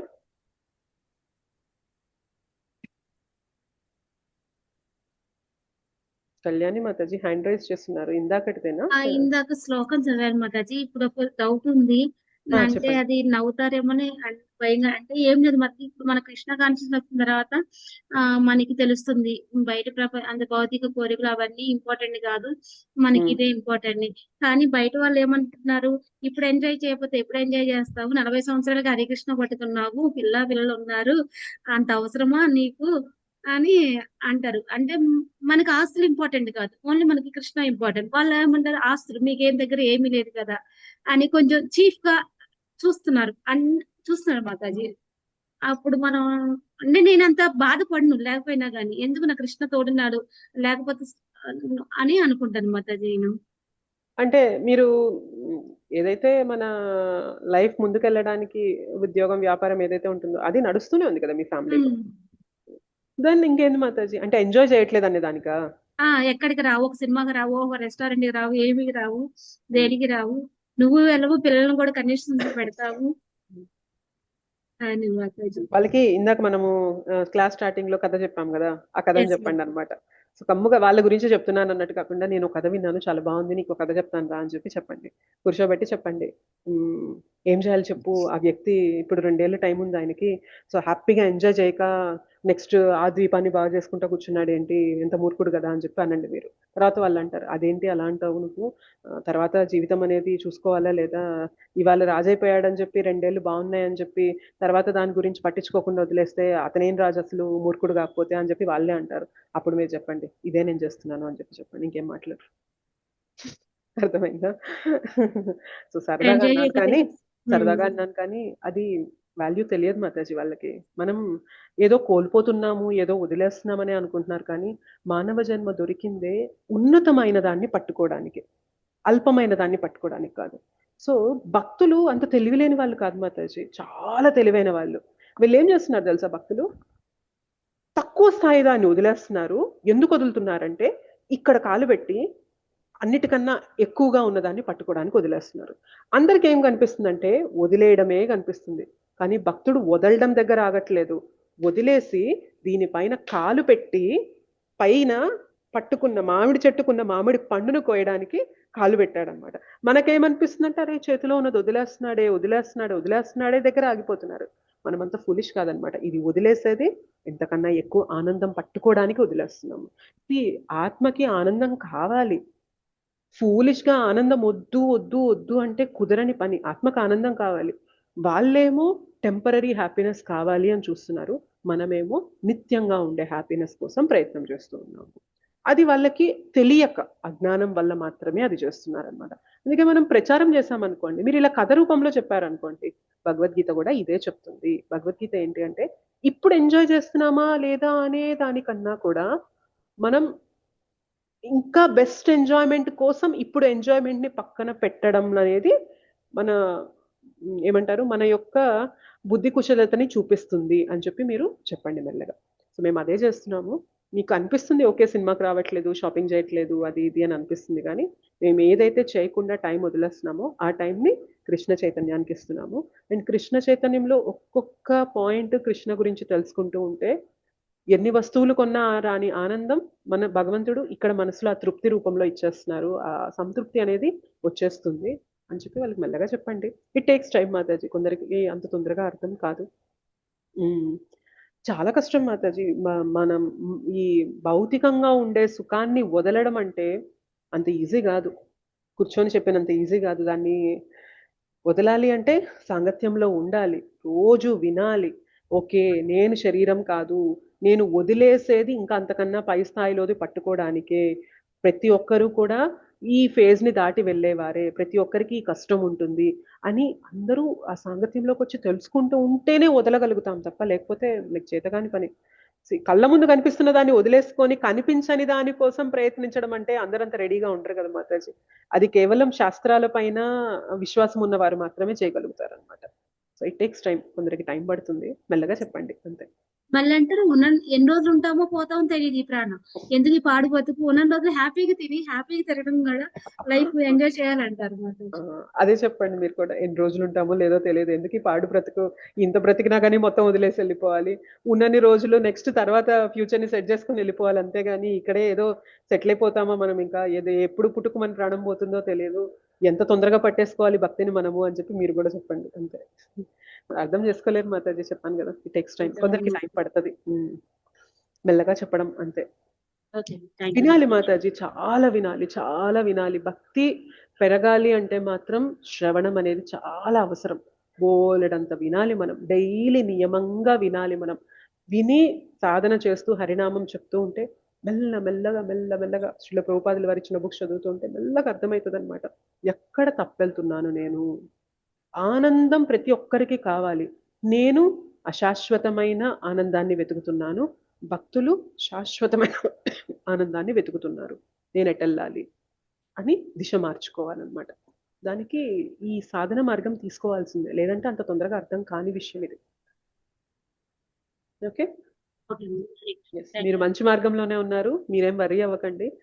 ఒక్కొక్కసారి మనకు అనిపిస్తుంది ఏమో వీళ్ళు చెప్పేదే నిజమేమో, వీళ్ళ లైఫ్ లో కనీసం ఆనందమైన వస్తుంది, నేను అటు కాకుండా ఇటు కాకుండా వెళ్ళిపోయానే అని చెప్పి మనకి డౌట్ అనిపిస్తుంది. కానీ బట్ నో, దాని గురించి వరీ అవ్వకండి. వాట్ యు ఆర్ డూయింగ్, మీరు ఏదైతే చేస్తున్నారో అది అత్యుత్తమమైన పని. ఓకేనా? థ్యాంక్ యూ మాతాజీ. హరే కృష్ణ. గౌరీ శంకర్ ప్రభుజీ. హరే కృష్ణ మాతాజీ. అదే దీని కంటిన్యూషన్, ఆత్మ గురించి తెలియటము అనేది ఐ థింక్ 99%, 98% పీపుల్కి తెలియదు అనుకుంటాను. తెలీదు, మనకైనా తెలుసు అని అనుకోకూడదు. ఈ కృష్ణ చైతన్యలోకి భగవద్గీతలోకి వచ్చాము కాబట్టి ఆత్మ గురించి తెలుసుకున్నామేమో కానీ అదర్వైజ్ ఇంత డీటెయిల్డ్ గా ఆత్మ గురించి మనకి ఎక్కడ తెలిసే అవకాశం కనపడదు భౌతిక ప్రపంచంలో. అందువల్ల అనుకుంటున్నారంటే వాళ్ళ తప్పు కానే కాదు. అవును, అది అజ్ఞానమే ప్రభు, అజ్ఞానమే. అందుకే ప్రీచింగ్ చేయాలి ప్రభు, అందుకే వాళ్ళకి చెప్పాలి, వాళ్ళకి తెలియజేయాలన్నమాట, మనం తెలియజేయాలి. కొందరు చాలా తెలుసుకోవాలని తపన పడుతూ ఉంటారు ప్రభు, చాలా మందికి చెప్తే తొందరగా తెలుసుకొని వచ్చేస్తారు. కొందరు ఏంటంటే ఇంకా మనల్ని వెనక్కి లాగేస్తూ ఉంటారు, అటువంటి వాళ్ళ జోలికి మనం వెళ్ళకూడదు. కానీ కొందరు నిజంగా తెలియక ఇక్కడ తప్పు చేస్తున్నామా అని తెలుసుకోవడానికి ఆత్రత చూపిస్తారు చూసారా, అట్లాంటి వాళ్ళకి మనం ఖచ్చితంగా అంతే. మనల్ని వెనక్కి లాగేస్తుంటారు, అటువంటి వాళ్ళ జోలికి మనం దూరంగా ఉండాలి. అట్లాంటి వాళ్ళు తక్కువే ఉంటారు. ఆ తక్కువలో ఉన్న వాళ్ళు దొరకడం అనేది మన అదృష్టం అనుకోవాలి. ఫ్యామిలీలో ఉన్న వాళ్ళు కూడా చాలా వరకు రారు, తెలుసుకోరు, తెలియదు. వాళ్ళకి ఆ టైం వస్తే తెలుసుకుంటారు, లేకపోతే లేదని వదిలేయాల్సిందే. కానీ మనం అంతకంటే చేయగలిగింది ఏం లేదేమో. హరే కృష్ణ మాతాజీ. హరే కృష్ణ ప్రభు. మా ఫ్యామిలీలో కూడా చాలా చెప్తుంటాం ప్రభు, మేము అంటాం అనమాట, క్లాసెస్ తీసుకొని చెప్తున్నాము మేము గత 3 ఏళ్ళగా 4 ఏళ్ళగా 3 years నేను కృష్ణ, నాకు అసలు ఇస్కాన్ గురించి తెలిసిందే 2022లో. ఇనిషియల్ గా ఫస్ట్ 1 year ఏవో ఆన్లైన్ మన యూట్యూబ్ లో వీడియోస్ వస్తుంటాయి కదా, ఇట్లా ఒక టీమ్ తో అసోసియేట్ అవ్వలేదన్నమాట. ఫస్ట్ 1 year యూట్యూబ్ లో వాళ్ళ వీడియోస్ వీళ్ళ వీడియోస్, అసలు చాంటింగ్ అంటే ఏంటి, శ్రీల ప్రభుపాద్ ఏంటి, ఇస్కాన్ ఏంటి, బుక్స్ ఏంటి, ఫిలాసఫీ ఏంటి, అట్లా కొన్ని వీడియోస్ అట్లా కొన్ని విన్నాం అంతే. వినడానికి బాగున్నాయని చెప్పి కంటిన్యూ చేస్తూ ఉన్నాం. జపం చేయండి అని తెలుసుకున్నాం, జపమాల తెచ్చుకున్నాం, మధ్య మధ్యలో చేస్తూ ఉండేవాళ్ళం, డైలీ కూడా చేసేవాళ్ళం కాదు. 2023 నుండి నేను గౌరాంగవాణికి అసోసియేట్ అయ్యాను. 2023 మే నుంచి నాకు తెలిసింది. సో 2023 అంటే మనకి ఇప్పుడు ఆల్మోస్ట్ రేపు మేకి 3 years అనమాట. ఒక 3 years గా డైలీ వింటూ, డైలీ జపం చేస్తూ, డైలీ బుక్స్ చదువుతూ ఇవాళ ఏదో తీసుకున్న జ్ఞానాన్ని చెప్పగలుగుతున్నాం అనమాట. సో మా ఫ్యామిలీ మెంబర్స్ కి ఇదంతా తెలియదు, అందరికి మా అమ్మ వాళ్ళ తరపు కానీ మా అత్తయ్య వాళ్ళ తరపు కానీ అందరికీ ఇది తెలియదు, అందరూ ఫాలో చేయడం లేదు. సో వాళ్ళకి కూడా చెప్తూ ఉంటాం, లేదు కొంచెం వినండి, మీకు ఏదైనా క్వశ్చన్స్ వస్తే అడగండి, మేము చెప్తాం, తెలుసుకున్నది నేను చెప్పడానికి ప్రయత్నం చేస్తాం అని చెప్తూ ఉంటాం. కానీ సంహవ్ వాళ్ళు ఇంకా అంత మొగ్గు చూపుతున్నట్లు నాకు కూడా అనిపించడం లేదు. ప్రయత్నం మాత్రమే చేయగలం. బాధేస్తుంది ఒక్కోసారి, అరే వాళ్ళు కూడా భక్తి తీసుకుంటే మంచిది కదా, ఉద్ధరింపబడతారు కదా. ఎవరికైనా గొప్పది ఇవ్వాలి అని అనుకుంటాం కదా. నేను చేస్తున్నప్పుడు నా ఫ్యామిలీలో వాళ్ళు కూడా చేస్తే బాగుంటుంది అనేది మనకి బై నేచర్ అనిపిస్తూ ఉంటుంది మనకి. అది మన హ్యూమన్ నేచర్ అది జనరల్ గా. సో వాళ్ళు కూడా చేస్తే బాగుంటుంది అని చెప్పి సందర్భం వచ్చినప్పుడు చెప్తూ ఉంటాం. కానీ సంభవ్ వాళ్ళు ఇంకా ఆ టైం రాలేదు అని రెండు ఇష్యూస్ మాతాజీ. ఒకటి నియమాలు, ఒకటి తెలుసుకోవడం, భక్తి చేయటం. కొన్ని నియమాలు పాటించకపోయినా తెలుసుకోవడానికి కూడా ఇంట్రెస్ట్ చూపించట్లేదు అంటారా? కొన్ని నియమాలు పాటించలేకపోవచ్చు. నా డౌట్ ఏంటంటే నియమాలు పాటించలేకపోవచ్చు, కానీ అట్లీస్ట్ నియమాలు పాటించమని కూడా చెప్పట్లేదు ప్రభు వాళ్ళకి. ఇప్పుడు టీ కాఫీ మానేయమని చెప్పట్లేదు, ఆనియన్ గార్లిక్ మానేయమని చెప్పట్లేదు వాళ్ళకి, అవేం చేయొద్దని చెప్పట్లేదు. నేను చెప్పేది ఏంటంటే క్లాసులు వింటుండండి, జపం చేస్తూ ఉండండి అని చెప్పి చెప్తూ ఉంటాము. సో అది మెల్లిగా అంటే స్టార్ట్ చేశారు కానీ, బట్ కొందరికి ఇంకో కొంచెం ఎక్కువ టైం పడుతుంది అది దాంట్లో స్థిరంగా నిలబడడానికి. అప్పటిదాకా మనం కొంచెం ఎదురు చూడాలి అంతే. కొత్త జనరేషన్ అయితే చాలా టఫ్ గా ఉంది. కొత్త జనరేషన్ అయితే అసలు కష్టమే. వాడు వితండవాదన చెయ్యరు కానీ అట్లీస్ట్ కొంచెం బేసిక్స్ తెలుసుకునే ఉత్సాహం కూడా ఉండదు వాడికి. వాళ్ళది బిజీ లైఫ్ కదా, మొబైల్ ఫోన్ తో బిజీ లైఫ్ కాబట్టి వాళ్ళు రాలేదు న్యాచురల్ గా. అదొక్కటి మన జీవితాన్ని ఎంత దారుణం చేసేస్తుందో తెలుసుకోలేకపోతున్నాం మనం. ఒక్క మొబైల్ ఫోన్ ఒకప్పుడు ఏమంటారంటే, ఇంకా కరెక్ట్ గా చెప్పాలంటే, అజామిల స్టోరీ తెలుసా మీకు ఎవరికైనా? అజామిలుడు అడవిలోకి వెళ్ళి చూడకూడని దృశ్యాన్ని, ఒక వేశ్య ఒక వ్యక్తితో సన్నిహితంగా ఉండే దృశ్యాన్ని చూసి ఆయన దిగజారిపోతాడు. ఆ వేశ్యని పెళ్లి చేసుకొని ఆమెతో జీవితం గడపడానికి, ఆమెని సంతోష పెట్టడానికి దొంగతనాలు, దోపిడీలు అవన్నీ చేస్తూ బ్రతుకుతారనమాట. సో ఆయన అడవికి వెళ్ళి అటువంటి చూడకూడని దృశ్యాన్ని చూసి ఆయన పతనం చెందాడు. కానీ ఇవాళ కలియుగంలో మన చేతిలో స్మార్ట్ ఫోన్ రూపంలో మనందరినీ పాడు చేయడానికి మన చేతిలోనే తిరుగుతూ ఉంది ఇంత పెద్ద మాయాశక్తి అని చెప్పి చెప్తారనమాట. సో ఎస్పెషల్లీ భక్తిలో ముందుకెళ్ళాలి అనుకునే వాళ్ళకి ది బెస్ట్ టిప్ నేను అమరేంద్ర ప్రభుజీ క్లాసెస్ మీద తెలుసుకున్నది ఏంటి అంటే, use your mobile phone like a land line అంటారు. మన మొబైల్ ఫోన్లు మనకి ఇంతకు ముందు ల్యాండ్ లైన్స్ ఉంటాయి కదా, వైర్ కనెక్షన్ తో ఉంటాయి కదా మన ఫోన్లు. రింగ్ వస్తే మనం ఇట్లా పెట్టి మాట్లాడుతుంటాం, ఒక చోట ఒక దగ్గర పెట్టేసి ఉంటాం మనం దాన్ని. సో మన మొబైల్ ఫోన్ ని కూడా అలా పెట్టేసి ఉండండి అని చెప్తారు. మన వాట్సాప్ ఓకే, మన మెసేజెస్ చెక్ చేసుకోవాలంటారా, మార్నింగ్ ఒకసారి, మధ్యాహ్నం ఒకసారి, ఈవినింగ్ ఒకసారి, రోజుకి 3 సార్లు చెక్ చేసుకొని ఆన్సర్లు ఇచ్చేసి పక్కన పెట్టేసి రావడం. అది మోగినప్పుడు దగ్గరికి వెళ్ళి మాట్లాడడం, లేదు మనం ఎవరికైనా చెయ్యాలి అంటే అది ఉన్న ప్లేస్ కి మనం వెళ్ళి మాట్లాడి మళ్ళీ దాన్ని అక్కడ పెట్టేసి రావడం. మనం వెళ్ళిన చోటు కల్లా మన మొబైల్ ఫోన్ ని తీసుకెళ్తూ ఉంటే బేసిక్ గా భక్తి కాకపోయినప్పటికీ కూడా మనం ఏ పని చేస్తున్నా ఫోకస్ ఉండడం లేదు, డిస్ట్రాక్ట్ అయిపోతున్నాం, చేతన పెట్టలేకపోతున్నాం. ఒకప్పుడు అంత ఫోకస్డ్ గా చేసే మనము ఇవాళ ఫోకస్ కోల్పోవడానికి ఒకే ఒక్క రీజన్ ఏంటి అంటే ఆ చేతిలో మొబైల్ ఫోన్ అని చెప్పి చెప్తున్నారు. సో ఎస్పెషల్లీ భక్తులు మాత్రం దీన్ని చాలా చాలా చాలా జాగ్రత్తగా ఉండాలి అని చెప్పి చెప్తున్నారు. Fast foods and non vegetarian, young generation fast food, non vegetarian, ఈ రెండు ఎక్కువగానే ఉంది. అదే జొమాటో, సాఫ్ట్వేర్ డెవలప్మెంట్, ఇంజనీరింగ్ కాలేజీలు వచ్చాకే ఇదంతా మారిపోయింది. కొత్త జనరేషన్ అంతా fast foods, non vegetarians complete. ఇది బాగుంది మాతాజీ మీరు చెప్పిన మెథడాలజీ. మొబైల్ ఫోన్ ఒకే చోట పెట్టి ల్యాండ్ లైన్ మాదిరిగా అది ట్రై చేయొచ్చు. మొదట్లో చేతులు పీకేస్తాయి ప్రభు, మనకి ఎంత పీకేస్తాయంటే మనకి ఎప్పుడు కూడా.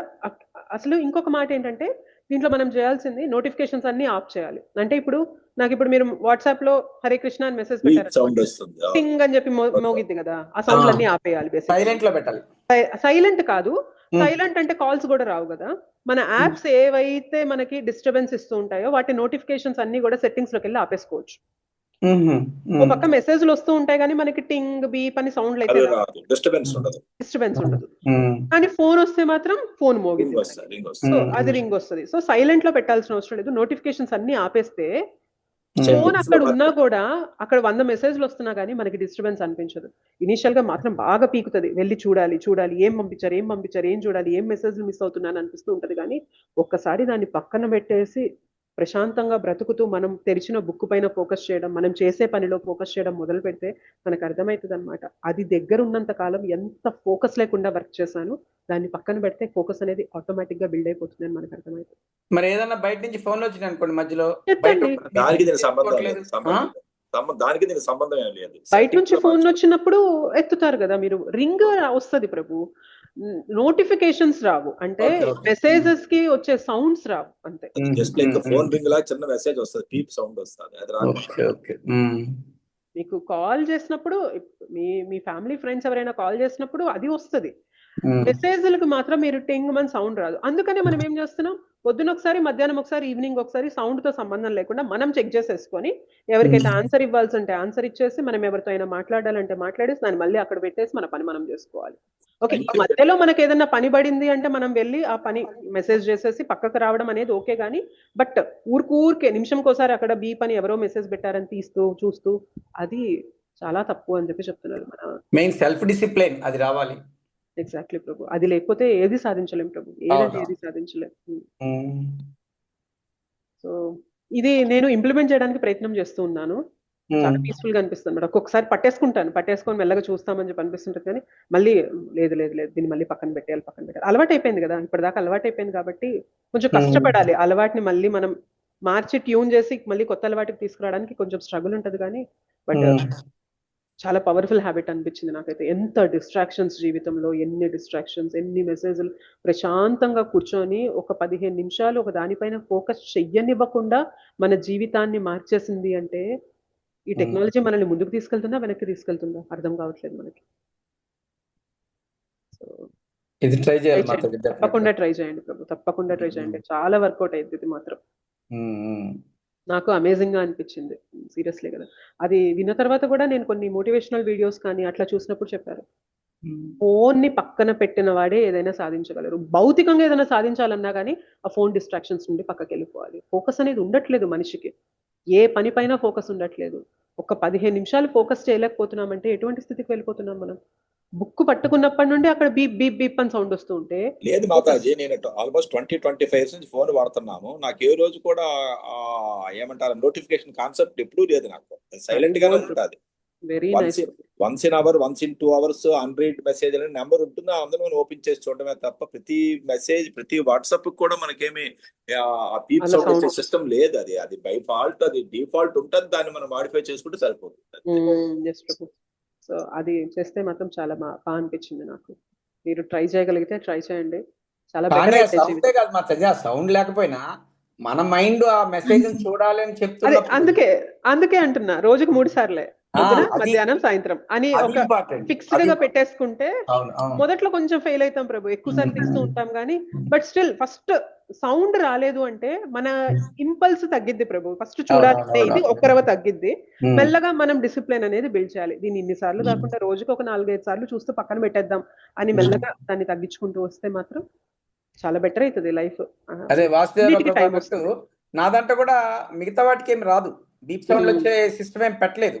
కానీ అలవాటు ఏమైందంటే అసలు మన బాడీలో ఒక పార్ట్ మొబైల్ ఫోన్ అన్నట్టుగా ఎడమ చేతిలోనో కుడి చేతిలోనో పెట్టుకొని ఉంటున్నాము. అది పెద్ద ప్రాబ్లం అవుతుంది. అది లేకపోతే అసలు ఒకవేళ ఒక స్టైలా, లేకపోతే ఒక అలవాటా, లేకపోతే ఏదని ఆ టైప్ లో వస్తుంది.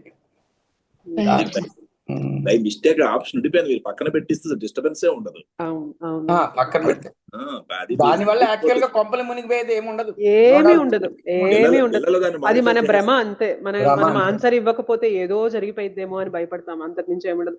మనం నిజంగా ఒకవేళ ఏదైనా ఇంపార్టెంట్ ఉంటే మన ఫ్యామిలీకి, మనకి ఇంపార్టెంట్ పర్సన్స్ కి చెప్పాలి, నేను ఫోన్ లో మెసేజెస్ అంత తొందరగా చూడట్లేదు, ఒకవేళ నిజంగా ఇంపార్టెంట్ అయితే కనుక నాకు కాల్ చేసి నేను మాట్లాడతాను అని చెప్పేసాం అనుకోండి, సింపుల్ అయిపోతుంది.